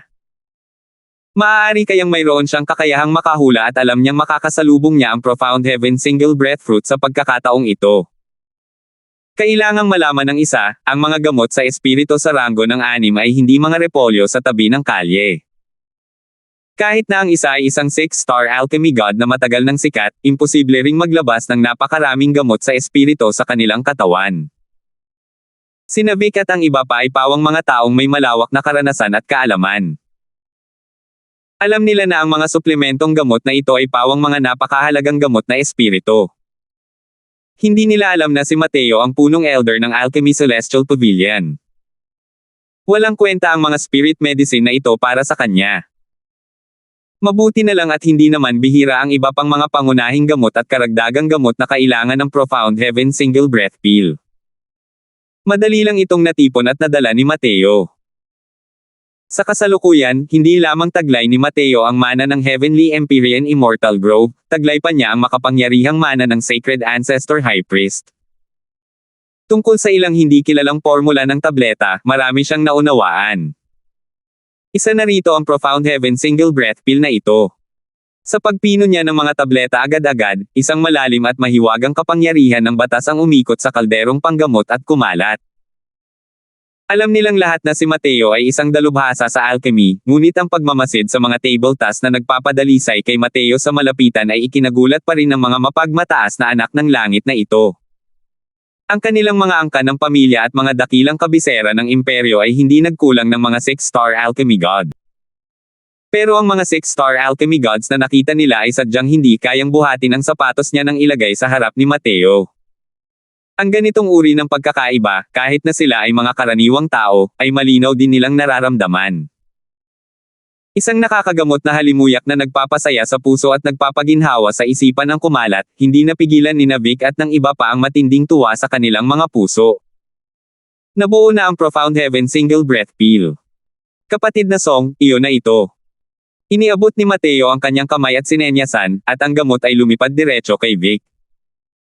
Tinanggap ni Vic ang medicinal pill at tiningnan ito, at hindi niya napigil ang huminga ng malalim habang sinasabi, Titi, ito. Malawak na Spirit Divine Pill. Sa wakas ay alam na niya ngayon ang dahilan kung bakit igagalang si Mateo ng buong Extreme Lock Great Imperial Capital gamit lamang ang cultivation ng First Firmament True God. Ang ganitong uri ng pill refining skill ay talagang hindi kapanipaniwala. Nang marinig ni Jinyang at ng iba pa ang 4 na salita na may temang malaking Spirit Divine Pill, bawat isa sa kanila ay natigilan at nawala ng masabi. Tumango si Mateo at sinabi sa iba, bantayan ninyong lahat si Brother Song, ipagpapatuloy ko ang pagpipino ng mga table tasks. Maraming ugat ng Profound Heaven Single Breath Fruit. Sapat na ito para maproseso ang bahagi ng 5 hanggang 6 na tao sa Profound Heaven Single Breath Pill. Natural lang na may bahagi ang mga naroon. Pagkatapos ng ilang oras, 3 tao si Jinyang ang nakatanggap ng tigi-isang Profound Heaven Single Breath Pill at nabalisa hanggang sa namula ang kanilang mga mukha. Hindi dapat tingnan ng mga tao kung paanong ang bawat isa sa kanila ay mga anak ng tadhana, mga mapagmalaking anak ng langit. Tungkol sa napakalaking pildores na ito ng espiritu, ito pa rin ang unang beses na ininom nila ito sa lahat ng kanilang mga taon ng buhay. Bukod pa rito, isa pa itong napakalakas na Profound Heaven Single Breath Pill na kayang-kaya nitong gamitin. Sa oras na ito, biglang nagbago ang aura ni Vic at tuluyang nalagpasan ang hangganan ng Fourth Firmament True God. Nang makita ng tatlong tao ang eksenang ito, kitang-kita sa kanilang mga mukha ang matinding tuwa. Sa simula, si Vic ay isa lamang sa mga unang yugto ng Third Firmament True God. Sa pamamagitan lamang ng pag-inom ng isang medicinal pill, nakapasok na siya sa isang Fourth Firmament True God. Ang gamot na ito ay napakahirap paniwalaan. Hindi ka panipaniwala. Hindi ka panipaniwala. Ang epekto ng Profound Heaven Single Breath Pill na ito ay hindi rin gaanong kakaiba kumpara sa Profound Heaven Single Breath Fruit. Bulalas ni Fred nang may paghanga. Kapatid na Crosswell, ako, si Jin Yang, ay hindi pa kailanman humanga sa kahit sino sa buhay na ito. Ngayon, talagang yumuyuko ako nang nakadapa sa paghanga sa iyo. Papuri ni Jin Yang nang may paghanga. Sa oras na ito, kahit matagumpay na nakalusot si Vic, hindi maitago ng kanyang mukha ang matinding tuwa. Hindi niya talaga akalain na ang Profound Heaven Single Breath Pill na ito ay direktang makakapagpahintulot sa kanya na maging isang Fourth Firmament True God. Napakalaki ng agwat sa pagitan ng isang maliit na hangganan ng True God Realm. Kahanga-hanga na para sa mga ordinaryong medicinal pills na mabawi ang 1,000 bahagi ng oras ng cultivation. Pero ang Profound Heaven Single Breath Pill na ito ay direktang nagpahintulot sa kanya na magpasan ang malaking hadlang ng Initial Stage True God Realm at Middle Stage. Kaya paano siya hindi mabibigla nito? Yumuko siya ng buong puso kay Mateo at taos-pusong sinabi, "Kapatid na Crosswell, ang insidente kanina ay para lamang sa pagiging isang taong walang hiya, Vic. Sana ay hindi mo ito isa-puso. Mula ngayon, ikaw at ako ay sampa ang magkapatid sa buhay at kamatayan." Talagang pinagsisihan niya ang pangyayari noon pa man. Kung iba pa iyon, kahit ibulso pa nila ang buong halaman ng Profound Heaven Single Breath Fruits na ito, wala rin silang magagalitin. Pero si Mateo ay nagambag ng sarili niyang mga gamot sa espiritu at tinulungan silang pinuhin ang isang kasuklam-suklam na Profound Heaven Single Breath Pill. Kung susuklian ng kabaitan ang kawalan ng utang na loob, paanong hindi siya maaantig sa puso niya? Ngumiti si Mateo at sinabing, "Kuho, hindi kailangang maging magalang si Brother Song. Hindi ba't matagal nang sinasabi ng lahat na magkapatid tayo?" Ang mga salitang iyon ay labis na nagpaantig sa lahat. Sa paglalakbay, nagbahagi si Mateo ng mga kayamanan, iniligtas si Fred, nilalabanan ang mga makapangyarihang kalaban, at matagal nang naging gulugod nila. Sa puntong ito, itinuturing na nila si Mateo bilang isang tunay na kapatid sa buhay at kamatayan. Kasunod nito, habang nakabantay sina Vic at Mateo, ang iba naman ay nagpino ng mga medicinal pills upang makalusot. Ang epekto ng Profound Heaven Single Breath Pill na ito ay lubhang kahanga-hanga. Ang lakas ni Fred ang pinakamahina, dahil nasa Initial Stage Second Firmament True God Realm pa lamang siya. Matapos inumin ang medicinal pill, tuluyan siyang naging isang Late Stage Third Firmament True God, na direktang tumatawid sa higit pa sa isang Minor Realm. Kung tungkol naman kina Jin Yang at Chiang Ma, sila ang tamang-tama para maging Peak Third Firmament True Gods. Bukod pa rito, nararamdaman nila na ang Fourth Firmament True God Realm ay hindi na nalalayo. Sa wakas, pagkakataon na ni Mateo para pinuhin ang mga tabletang panggamot. Ang apat na iba pang tao ay may tigi-isang medicinal pill, habang si Mateo ay may dala pang 2 Profound Heaven Single Breath Pills. Diretso ni Mateo na nilunok ang 2 medicinal pills nang walang pag-aalinlangan. 1978. Napakagaling mo. Si Brother Crosswell nga, sabay-sabay na lumunok ng 2 gamot, hindi ba siya takot na baka mabusog ng husto? Gulat na sabi ni Jin Yang. Hey! Si Brother Crosswell ay talagang kakaiba. Iba siya sa iba mula ulo hanggang paa. Relax ka lang, hindi rin siya tanga. Kaya paano siya maaaring magpakamatay? Pero para matunon niya ang 2 Profound Heaven Single Breath Pills, malamang na mas magaling pa ang paraan ng cultivation niya kaysa sa atin. Tumingin si Vic kay Mateo at sinabing, "Uminom tayo ng Profound Heaven Single Breath Pill at direktang nalagpasan ang isang Minor Realm." Direkta namang kumain si Brother Crosswell ng 2, malamang kaya niyang lumipad ng diretso para maging isang Third Firmament True God, di ba? Sabi ni Fred. Nang marinig iyon ng iba, tumingin sila sa kanila na parang sumasang-ayon. Napakaganda ng epekto ng medicinal pill na ito. Dahil sa talento ni Mateo, hindi dapat maging mahirap ang pagtawid sa dalawang maliliit na larangan. Pero, hindi ginawa ni Mateo ang gusto nila, at direktang nakapasok upang maging isang third firmament true God. Hanggang sa dulo pa lang ay biglang sumabog si Mateo sa bottleneck, at narating ang second firmament true God. Dalawang profound heaven single breath pills ba talaga ang halos hindi nakaabot sa second firmament true God? Kuya Croswell, ito. Anong nangyayari dito? Gulat na sabi ni Vic. Ngumiti si Mateo at sinabing, medyo espesyal ang pamamaraan ng paglilinang na aking nililinang. Napakalaki ng dami ng espiritual na enerhiyang kailangan nito. Ang dalawang profound heaven single breath pills na ito ay halos hindi ako kayang makalusot para maging isang second firmament true God. Nagpalitan ng tingin ang iilang tao, na labis na nagulat. Medyo masyadong masama ang pamamaraang ito ng paglilinang, di ba? Biglang pinagsalikop ni Mateo ang kanyang mga kamay sa iilang tao at sinabing, sige, mga kapatid, maghihiwalay na tayo rito. Nagbago ang ekspresyon ng apat na tao. Kumunat ang noo ni Vic at sinabing, bakit ganito, Kuya Croswell? Baka may ginawa tayong samobra. Oo, Kuya Croswell. Kung sa tingin mo ay sobra na ang mga kayamanang nakukuha natin, pwede tayong kumuha ng mas kaunti, walang pag-aalinlangang sabi ni Jinyang.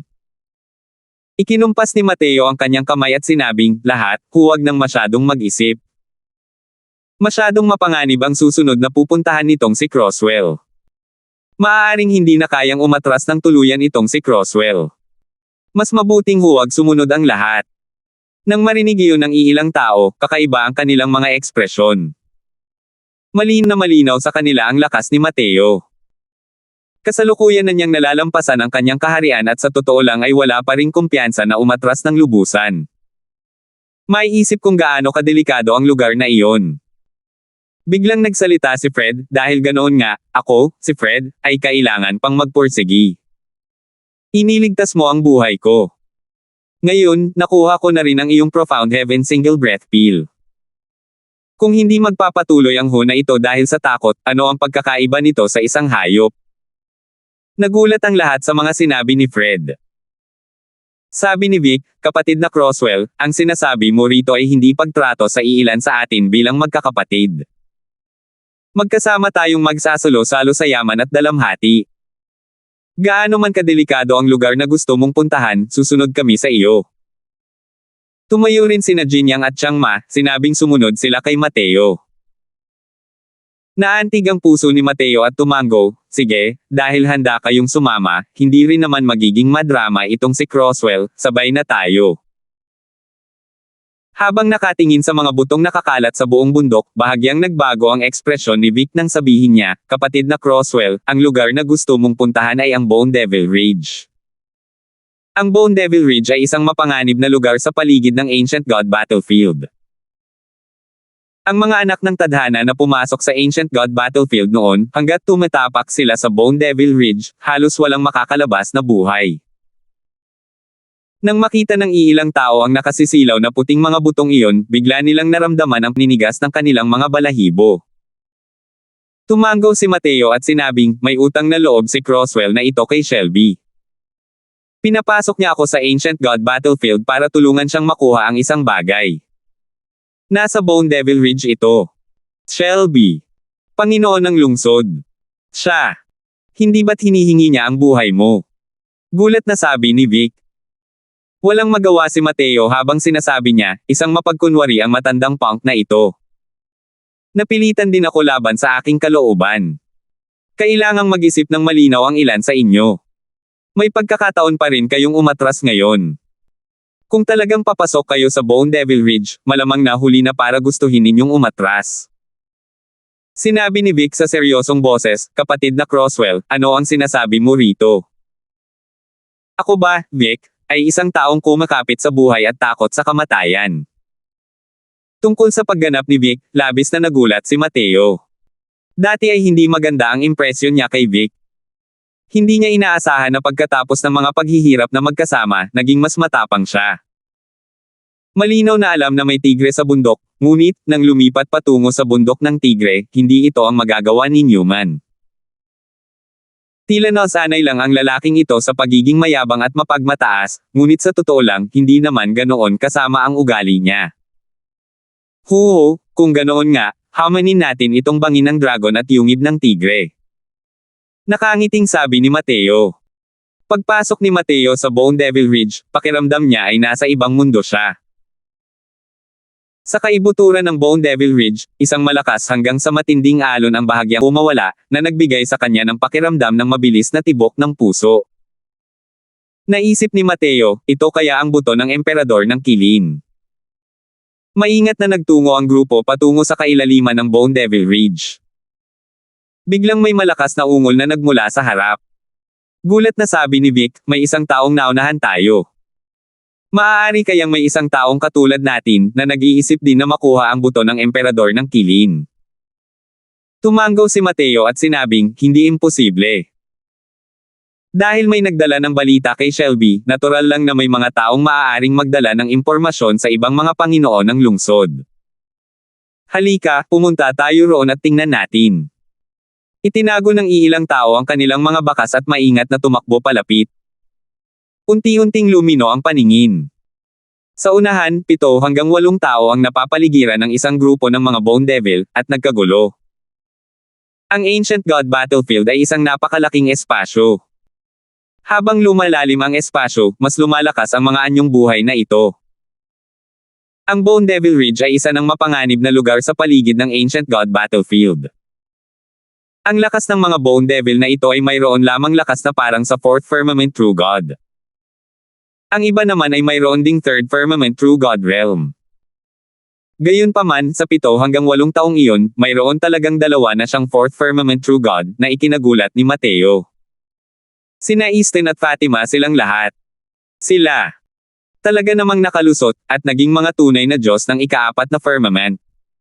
Gulat na sigaw ni Vic. Tumanggaw si Mateo at sinabing, lahat sila ay may taglay na emperador surmounting aura. Hindi rin kakaiba ang makatagpo ng ilang maswerteng pagkakataon sa Ancient God Battlefield na ito at ang paglusot upang maging isang Fourth Firmament True God. Tumanggaw si Vic ngunit palihim na bumaantong hininga sa swerte niya sa puso. Kung hindi dahil kay Mateo, base lang sa kanyang Imperial Aura, malamang medyo mali pa rin ang pagnanais na makalusot para maging isang Fourth Firmament True God. Sa katunayan, sa isang pagkakamali, ang pagkamatay sa kamay ni Boston ay hindi rin imposible. Habang iniisip ang mga pangyayaring ito, mas lalong nagpasalamat si Vic kay Mateo.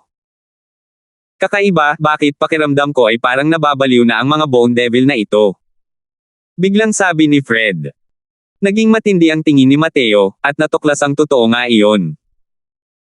Ang mga Bone Devil na iyon ay pawang may kahangahangang momentum, parang mga taong galit na galit, bawat galaw ay nakatutok sa vital cord. Nagtinginan ng ilang tao at sabay-sabay na sinabi, may kayamanan. Nagmasid sandali si Mateo at sinenyasan si Vic habang sinasabing, halika, umikot tayo. Hinabol ng grupong iyon ng mga Bone Devil si Easton at ang kanyang grupo. Malinaw na hinabol nila ito hanggang sa dulo. Nagdala si Mateo ng sarili niyang grupo at kumilos ng maingat. Di nagtagal, nakakita sila ng isang kuweba. Sa loob ng maitim na kuweba, ilang sinag ng mahinang liwanag ang bahagyang sumisilip. Pumasok tayo para tingnan ito. Isinama ni Mateo ang lahat at maingat na pumasok sa kuweba. Ang ilang sinag ng mahinang liwanag ay lalong lumakas. Kumabog ng malakas ang puso ng lahat, batid na ang kayamanan ay nasa harapan lamang. Dahil sa paghila ni Easton at ng iba papalayo sa mga Bone Devil, kasalukuyang walang laman ang loob ng kuweba. Wala silang naranasang anumang panganib. Biglang lumino ang paningin. Naging seryoso ang tingin ni Mateo. Pagkasabi niya nito ay may kaaya-ayang gulat, ito ang mga labi ng isang Empyrean. 1979. Kahit na namatay na ang Empyrean ng walang ideya kung ilang 10,000 taon na ang nakalilipas, ang kanyang mga labi ay naglalabas pa rin ng ginintoang liwanag, na naglalabas ng isang napakalalim na alon ng enerhiya.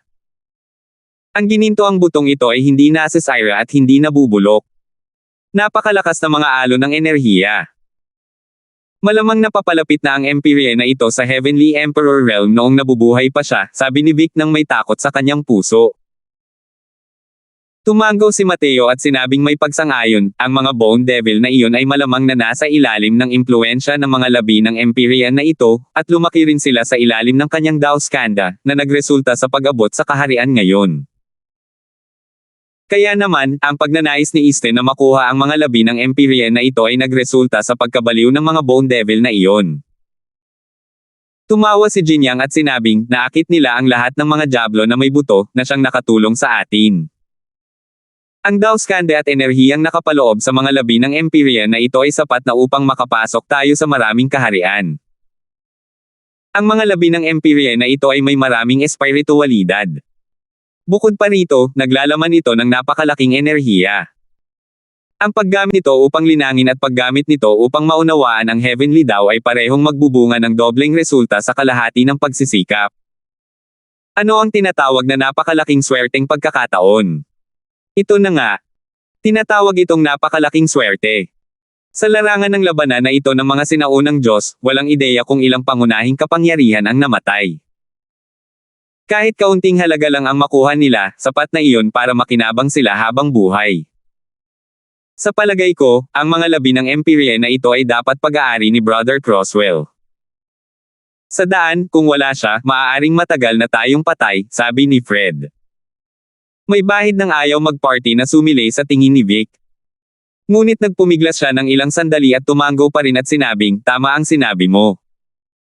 Kapatid na Crosswell, ang mga labi ng Empyrean na ito ay sa iyo. Peke ang pagiging kayamanan sa harap, na nagsasabing hindi sila natitinag. Pero malinaw din sa kanilang mga puso na kung hindi dahil kay Mateo, hindi sila makakalakad hanggang dito. Habang naglalakbay, si Mateo ang nagsikap ng husto, ngunit ipinamahagi niya ang mga kayamanan sa lahat. Ngumiti si Mateo at sinabing, may bahagi ang mga makakakita nito, ano ang problema kung ibubulso ko ito ng mag-isa? Ang labi ng Empyrean na ito, pantay-pantay ang paghahatian ng lahat. Nagulat si Vic nang marinig iyon at sinabing, hindi nagbibiro si Brother Crosswell, di ba? Malamang na mas matigas pa ang labi ng Empyrean na ito kaysa sa mga ordinaryong kayamanan ng espiritu ng Empyrean, paano ito mahati? Ngumiti si Mateo at sinabing, hindi natin ito maaaring hatiin, pero may makakapaghati nito. Hindi alam ng lahat kung ano ang ibig sabihin nito. Habang sila ay nalilito, si Mateo ay naglakad na patungo sa mga labi. Para lang makita siyang pinupulot ang mga labi ng Empyrean. Agad niya itong sinimulang pinuhin agad. Ugong. Sa oras na ito, isang napakalakas na puwersa ng kaluluwa ang biglang lumitaw mula sa mga labi ng Empyrean. Hahaha. Nakulong ang matandang ito ng napakatagal na panahon. Ngayon, sa wakas ay nasalayan ko na naman ang liwanag ng araw. Bata, para makaganti ka, maging laman ka ng matandang ito. Nang makita ang matandang figurang ito, lubhang nagbago ang mga mukha ni Vic at ng iba pa. Ang natitirang pag-iisip ni Empyrean. Ang makapangyarihang Empyrean na ito ay talagang nagselyo ng kaunting natitirang pag-iisip niya sa loob ng mga labi. Sigaw ni Vic sa gulat. Mag-ingat ka, Kuya Crosswell.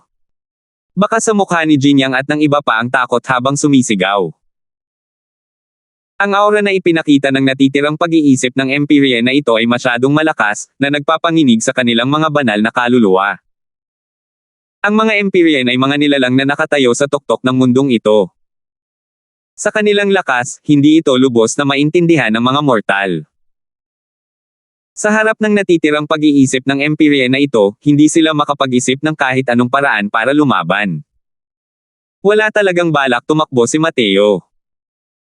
Nang makita ang natitirang iniisip ng Empyrean, ngumiti siya at sinabing, Senyor, kailangan kitang pahirapan para hatiin ito sa 5 bahagi.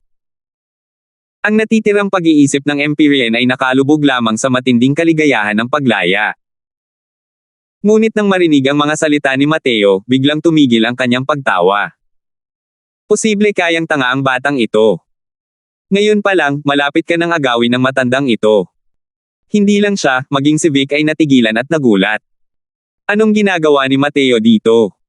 Hindi dapat ganito ang script. Hindi kaya natakot ng husto si Mateo sa biglang lumabas na ideya ng Empyrean na ito.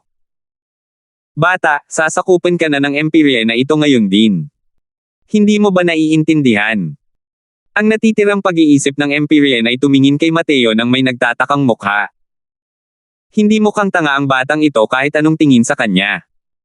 Ngumiti si Mateo at sinabing, hinihiling ko sa iyo na hatiin ang mga labi. Hindi mo ba naiintindihan? Tanga. Isang ganap na hanggal. Sa sandaling ito, ang natitirang pag-iisip ng Empyrean ay lubos na sigurado na isa itong talagang hanggal. Kalimutan mo na yan, isa kang ang hanggal. Palalayain kita pagkatapos, at magpapasalamat ka sa Empyrean na ito. Ang natitirang pag-iisip ng Empyrean ay nakakaramdam ng labis na pagkabagot. Pakiramdam niya ay sa oras na ito, dapat ay nanginginig at nakaluhod sa lupa si Mateo, nagmamakaawa sa kanya para sa awa. Ngunit ang script ay hindi nabuo ayon sa kanyang inaasahan.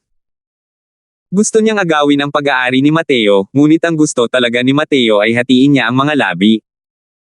Noon, pagkatapos ng isang matinding labanan, siya ay malubhang nasugatan at halos mamatay. Hindi siya sumusuko ito at gusto na niyang muling bumangon. Kaya naman, pinagbuti niya ang kanyang panghabang buhay na paglilinang hanggang sa maging isang mahalagang bahagi ng kanyang buhay. Pagkatapos, direktang itinago niya ang isang piraso ng kanyang natitirang kaisipan sa loob ng butong ito at nahulog sa isang walang katapusang pagkakatulog. Hanggat may nakakuha ng mga labi na ito at sinubukang pinuhin ang mga ito, mabubuksan nila ang selyo at hahayaan siyang lumabas upang agawin ang ari-arian at muling mabuhay. Ngayon, may nag-refine nito, kaya lumabas siya. Akala niya ay manganginig ang mundo dahil dito, ngunit hindi iyon ginawa ni Mateo. Ugong. Ang natitirang pag-iisip ng Empyrean ay naging ulap ng itim na usok at sinubukang direktang tumago sa katawan ni Mateo. Mag-ingat ka, Kuya Croswell. Malaki ang ipinagbago ng mga mukha ni Vic at ng iba pa, gusto nilang sumugod. Pero hindi makagalaw ang kanilang mga paa.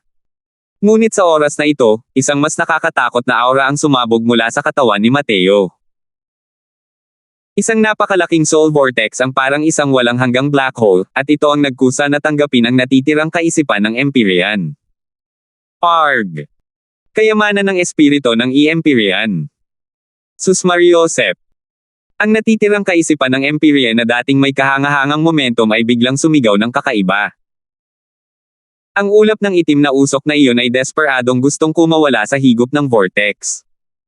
Pero paano siya hahayaang makatakas ni Dustless? Ang Soul Suppressing Pearl ang siyang tiyak na sumpa ng mga soul bodies na ito. Noon, halos naubos na ang espiritual na enerhiya ng Soul Suppressing Pearl dahil sa Heavenly Empyrean Immortal Grove. Pero pagkatapos ng napakaraming taon ng pagpapakain ni Mateo, ang mahalagang enerhiya ng Soul Suppressing Pearl ay nakabawi na ng 60% hanggang 70%.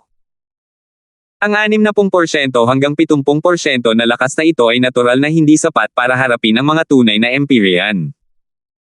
Ngunit ang pagharap sa isang simpleng kaisipang nalabi ay sapat na. Ang natitirang kaisipan ni Empyrean ay naglabas ng lahat ng kakayahan nito, gustong makatakas sa higop ng Soul Suppressing Pearl. Ngunit sa kasalukuyan ay parang nahulog siya sa isang kumunoy, hindi kayang makawala sa sarili. Unti-unting nagbago ang kanyang mood mula sa gulat patungo sa takot. Kuya, Kay, alam ng matandang ito na mali siya. Pakawalan mo na ang matandang ito, ha? Alam na alam talaga ng matandang ito na mali siya. Paanong naroon pa rin ang hindi matiis na kay-abangan ng natitirang pag-iisip ng Empyrean mula kanina? May kakibat pang ang pag-iyak ang mga salita niya. Natakot talaga siya. Masyadong malaki ang banta na dulot sa kanya ng ganitong uri ng kayamanan ng espiritong Empyrean na uri ng kaluluwa. Ngumiti si Mateo at sinabing, pwede na kitang palayain, pero kailangan mong hatiin ang mga labi sa 5 bahagi. Paano pa rin ng ahas ang natitirang pag-iisip ng Empyrean na tumanggi kahit isang salita ng hindi? Dali-dali niyang sinabi, kung ano ang sabihin ng nakababatang kuya, iyon na iyon. Huwag mong pag-usapan ang 5 bahagi. Kahit 50 bahagi, hahatiin din ng matandang ito para sa iyo. Tumanggaw si Mateo. Agad na nawala ang soul vortex. Biglang nabawasan ang pressure sa katawan ng Empyrean na natitira pang iniisip, at muling ipinakita ang kanyang figure. Maliban na lang, ang kanyang figure ay malinaw na mas mahina kumpara dati. Ang ekspresyon sa kanyang mukha ay tila pagod na pagod din. Malinaw na nagtamo siya ng malaking pinsala. Walang ekspresyong tiningnan ni Vic at ng iba pa ang eksenang ito.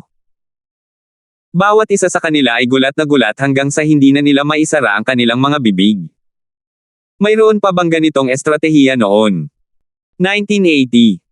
Isang daloy ng puwersa ng kaluluwa ang gumapang palabas. Ang mga labi ay nagsimulang matuno mula sa gitna. Sa huli, hinati ito sa 5 bahagi. Ang natitirang pag-iisip ng Empyrean ay parang isang abalang asawa na hindi man lang ahas na huminga ng malakas. Nakatulog siya ng hindi mabilang na libu-libong taon, ngunit ang hinintay niya ay ang resulta pala nito. Kahit ang pag-iisip pa lang ay nakakaramdam na ng awkwardness.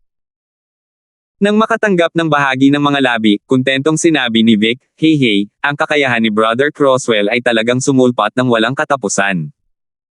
Pinalawak ng song na ito ang kanyang mga abot tanaw. Gayunpaman, ang pagkabigla sa kanyang puso ay hindi mailalarawan gamit ang mga salita. Nahulaan niya na si Mateo ay talagang mayroong kayamanan ng isang divine soul type Empyrean spirit. Nako! Ipagpapahinga na ba niya ito? Stellar War Banner, Qinghong Battle Armor. Ngayon, mayroon ding isa pang napakabihirang kayamanan ng Divine Soul Type Empyrean Spirit. Kailan naging karaniwang mga paninda sa kalye ang mga kayamanan ng espiritu ng mga Empyrean? Ngumiti si Mateo at sinabing, "Magpasalamat ka sa akin para saan? Gusto mo bang magpasalamat sa isang tao? Natural lang na magpasalamat ka sa senior na ito." Nagsikap siya ng husto at itinago ang kanyang lifetime power sa mga labi sa loob ng maraming taon, naghihintay para sa mga susunod na henerasyon. Napakaranggal niya. Power! Halos sa mukha ng isang subo ng matandang dugo ang natitirang naisip ng Empyrean. Huwag mong pagtawanan ang mga taong ganito. Nakangiti si Vic at ang iba pa, at itinuring itong biro. Ang natitirang pag-iisip ng mga Empyrean ay nagsabi ng may mapait na mukha, "Little brother, tingnan mo. Ang mga labi ay naibigay na sa iyo. Kaya maaari mo bang itaas ang iyong kamay ng may awa at hayaan na umalis ang hakluban na matandang ito." Sa maikling panahong ito, ilang beses na nagbago ang kanyang termino ng pagtugon sa sarili. Una siyang naging mula sa Empyrean na ito, patungo sa matandang ito, at sa huli ay naging ang hakluban at matandang ito. Sa oras na ito, naging napakamapagkumbaba na niya sa harap ni Mateo. Pero ngumiti si Mateo at sinabing, "Ano ba ang pagmamadali? Matagal ka nang natutulog at sa wakas ay nakalabas ka na rin. Kailangan pa nating mag-usap, di ba? Hindi ko alam kung ano ang sasabihin ko sa'yo. Huho. Ano kaya ang gustong pag-usapan ng kuya?" Matagal nang nakatulog ang matanda na ito at marami na siyang hindi maalala. Ang natitirang pag-iisip ng Empyrean ay nagkita ng isang ngiti na mas pangit pa kaysa sa pag-iyak. Lihim na nagulat si Mateo. Nakatulog na pala ang lalaking ito hanggang sa mawala ang mga alaala niya. Gaano katagal siya nakatulog? 50 milyong taon. 100 milyong taon. 1 bilyong taon. Tanong ni Mateo, "Ano ang pangalan mo?" Ang natitirang pag-iisip ng Empyrean ay ang pag-iisip tungkol dito, ngunit pagkatapos ay umiling siya at sinabing, "Hindi ko na matindaan ng malinaw." Naaalala ng matandang hakluban kong sarili na. Tila tinawag nila akong Dowles noon. Dowles. Huho, gaya ng ipinahihiwatig ng pangalan mo, sabi ni Mateo nang may ngiti na hindi naman talaga isang ngiti. Itinago ng lalaking ito ang kanyang natitirang kaisipan sa loob ng mga labi. Malinaw na kinikimkim nito ang kaisipang manakit ng tao. Malamang, hindi rin siya mabuting tao noong nabubuhay pa siya. Maliban na lang, sa pagharap kay Mateo ngayon, hindi niya kayang magpasiklab ng anumang alon kahit gaano pa siya kalakas. Medyo pangit ang ekspresyon ni Dowles habang sinasabi niya ng may mapait na ngiti, "Naranasan ko ang pangungutya ni Little Brother." Sabi ni Mateo, "Tatanungin kita. Anong klaseng lugar itong sinaunang larangan ng mga Diyos?" Nagsalubong ang mga kilay ni Dowles, tila malalim ang iniisip. Pero sa huli, umiling siya at sinabing, "Masyadong matagal na, kaya hindi ko na talaga maalala ng malinaw." Ang tanging naaalala lang ng Luma at Hakluban kung ito ay ang labanang ito noon na tumama sa buong Heavenspan world. Halos walang makapangyarihang nilalang ang makakaiwas dito. Kahit walang ekspresyon ang mga sinabi ni Dowles, nang marinig ito ni Mateo at ng iba pa, nakaramdam sila ng matinding takot. Isang digmaang walang katulad ang mga kapanahon nito na lumaganap sa buong Heavenspan world, gaano kalunos-lunos at kahanga-hanga iyon. Tila napakaraming walang kapantay na powerhouse ang bumagsak noon sa Ancient God battlefield na ito. Hindi nakakapagtaka na napakadelikado nito. Bahagyang kumunat ang noo ni Mateo habang sinasabi niya, nabalitaan kong namatay na rito ang mga powerhouse ng Dao Ancestor. Mayroon bang ganoong bagay? Pagkatapos ng isa na namang pag-iisip, tumango si Dowles at sinabing, sa malaking labanang iyon, walang sino man ang nakapaghiwalay dito. Kahit ang mga ninuno ni Dao ay hindi rin ganoon kagaling. Hindi lamang namatay sa labanan ang mga makapangyarihang ninuno ni Dao, kundi mayroon ding higit sa isa. Imposible. Ang mga powerhouse ng Dao Ancestor ay walang kamatayan at hindi masisira, kaya paano sila mamamatay? Humph, hindi ka rin nakakaisip ng draft kapag nagsisinungaling. Bahagyang nagbago ang ekspresyon ng mukha ni Vic at sinabi niya ng may malamig na pagsinghot. Pero umiling si Dowles at sinabing, hindi ako nagsinungaling. Ang takot sa digmaang iyon ay hindi mo talaga maiisip. Medyo namumutla ang kutis ni Dowles na parabang natatakot siya ng husto dahil sa malabong mga alaalang iyon. Ang iilang tao ay napakapangit din ng kutis. Ito pa rin ang unang beses na narinig nila na mamamatay talaga ang mga powerhouse ng Dao Ancestor. Ang mga powerhouse ng Dao Ancestor ay mga nilalang na kinikilala ang mga batas ng isang rehiyon. Katumbas sila ng mga kinatawan ng Heavenly Dao, kaya sino ang maaaring pumatay sa kanila? Bumantong hininga si Mateo at sinabing, mukhang ang Heavenspan world na ito ay malayo sa kasing simple ng iniisip natin. Bagamat kahanga-hanga ang Heavenly Empyrean Immortal Grove, isa lamang din siyang Empyrean sa huli. Hindi nga siya isang Heavenly Emperor. Mga powerhouse ng Heavenly Emperor, ibang mundo yan, ibang bilog. Maaaring mayroon silang koneksyon sa isang partikular na ninunong Dao, at natural din na may alam sila sa mga bagay na hindi alam ng maraming tao. Kung tungkol naman sa Heavenly Empyrean Immortal Grove, hindi pa siya nakapasok sa bilog na iyon. Kaya limitado rin ang mga bagay na alam niya. Nangailangan si Mateo na maglakad at mag-apak-apak sa sarili dahil sa lahat ng ito. Tungkol sa digmaang iyon, gaano pa karami ang naaalala mo? Tanong muli ni Mateo. Umiling si Dowles at sinabing, hindi ko na maalala ng malinaw. Ang dating mahinang sarili na ito ay isa lamang maliit na nilalang sa digmaang iyon. Ang natatandaan ko lang ay kalaunan ay tinawag natin ang digmaang iyon na Doomsday Battle. Nagbago ang mukha ni Mateo at sinabi niya, labanan sa araw ng pagkamatay. Nakakatakot na pangalan. Muntik na bang mamatay ang buong mundo ng langit? Sino ang mga kalaban mo? Kumunat ang noo ni Dowles at sinabing, hindi ko na masyadong matandaan.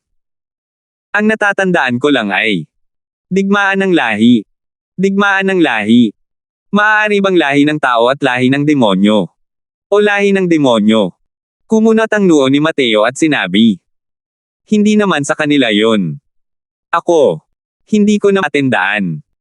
Ang natatandaan ko lang ay nakakatakot ang lahing iyon. Nakakatakot.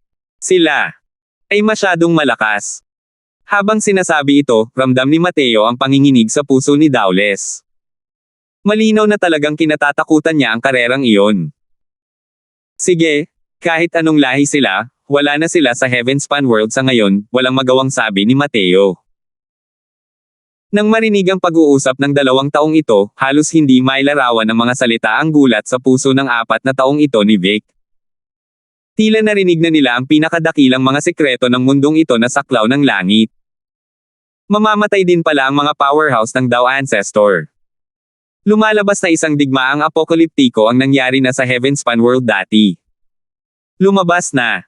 Nakakalungkot lang na masyadong kumpleto ang mga alaala ni Dowles. Kung hindi, tiyak na mas marami pa silang malalaman tungkol sa labanan sa katapusan ng mundo. Kay kapatid, nasabi na sa iyo ng matandang Hakluban kung ito ang lahat ng alam ko. Pwede na ba akong sumama? Sabi ni Dowles na may pangit na ekspresyon. Sabi ni Mateo nang may ngiti na hindi naman talagang ngiti, aalis ka na. Huho, gusto mo pa nga akong angkinan. Umaasa ka pa ba na pakakawalan kita? Malungkot na sabi ni Dowles, iyon. Hindi pagkakaunawaan lang ang lahat ng iyon. Hindi pagkakaunawaan. Malamig na ngiti ang sinabi ni Mateo, hindi pagkakaunawaan. Sa tingin ko ay hindi ito isang hindi pagkakaunawaan. Sinadya mong itago ang iyong sarili sa loob ng mga labi. Hindi ba't para agawin ang mga pag-aari ng mga tao? Kung palalayain kita, plano mo bang maghanap ng angkop na katawan, at pagkatapos ay hanapin ako para maghiganti muli? Pangit ang ekspresyon ni Dowles habang sinasabi niya, paano nangyari iyon? Ikinumpas ni Mateo ang kanyang kamay at malamig na sinabi, hindi ko na kailangang sabihin pa. Imposibleng palayain ka. Bibigyan kita ng dalawang pagpipilian. Susundan mo ako simula ngayon o mamamatay ka. Salamat po at sinamahan ninyo ako, ingat lagi mga master.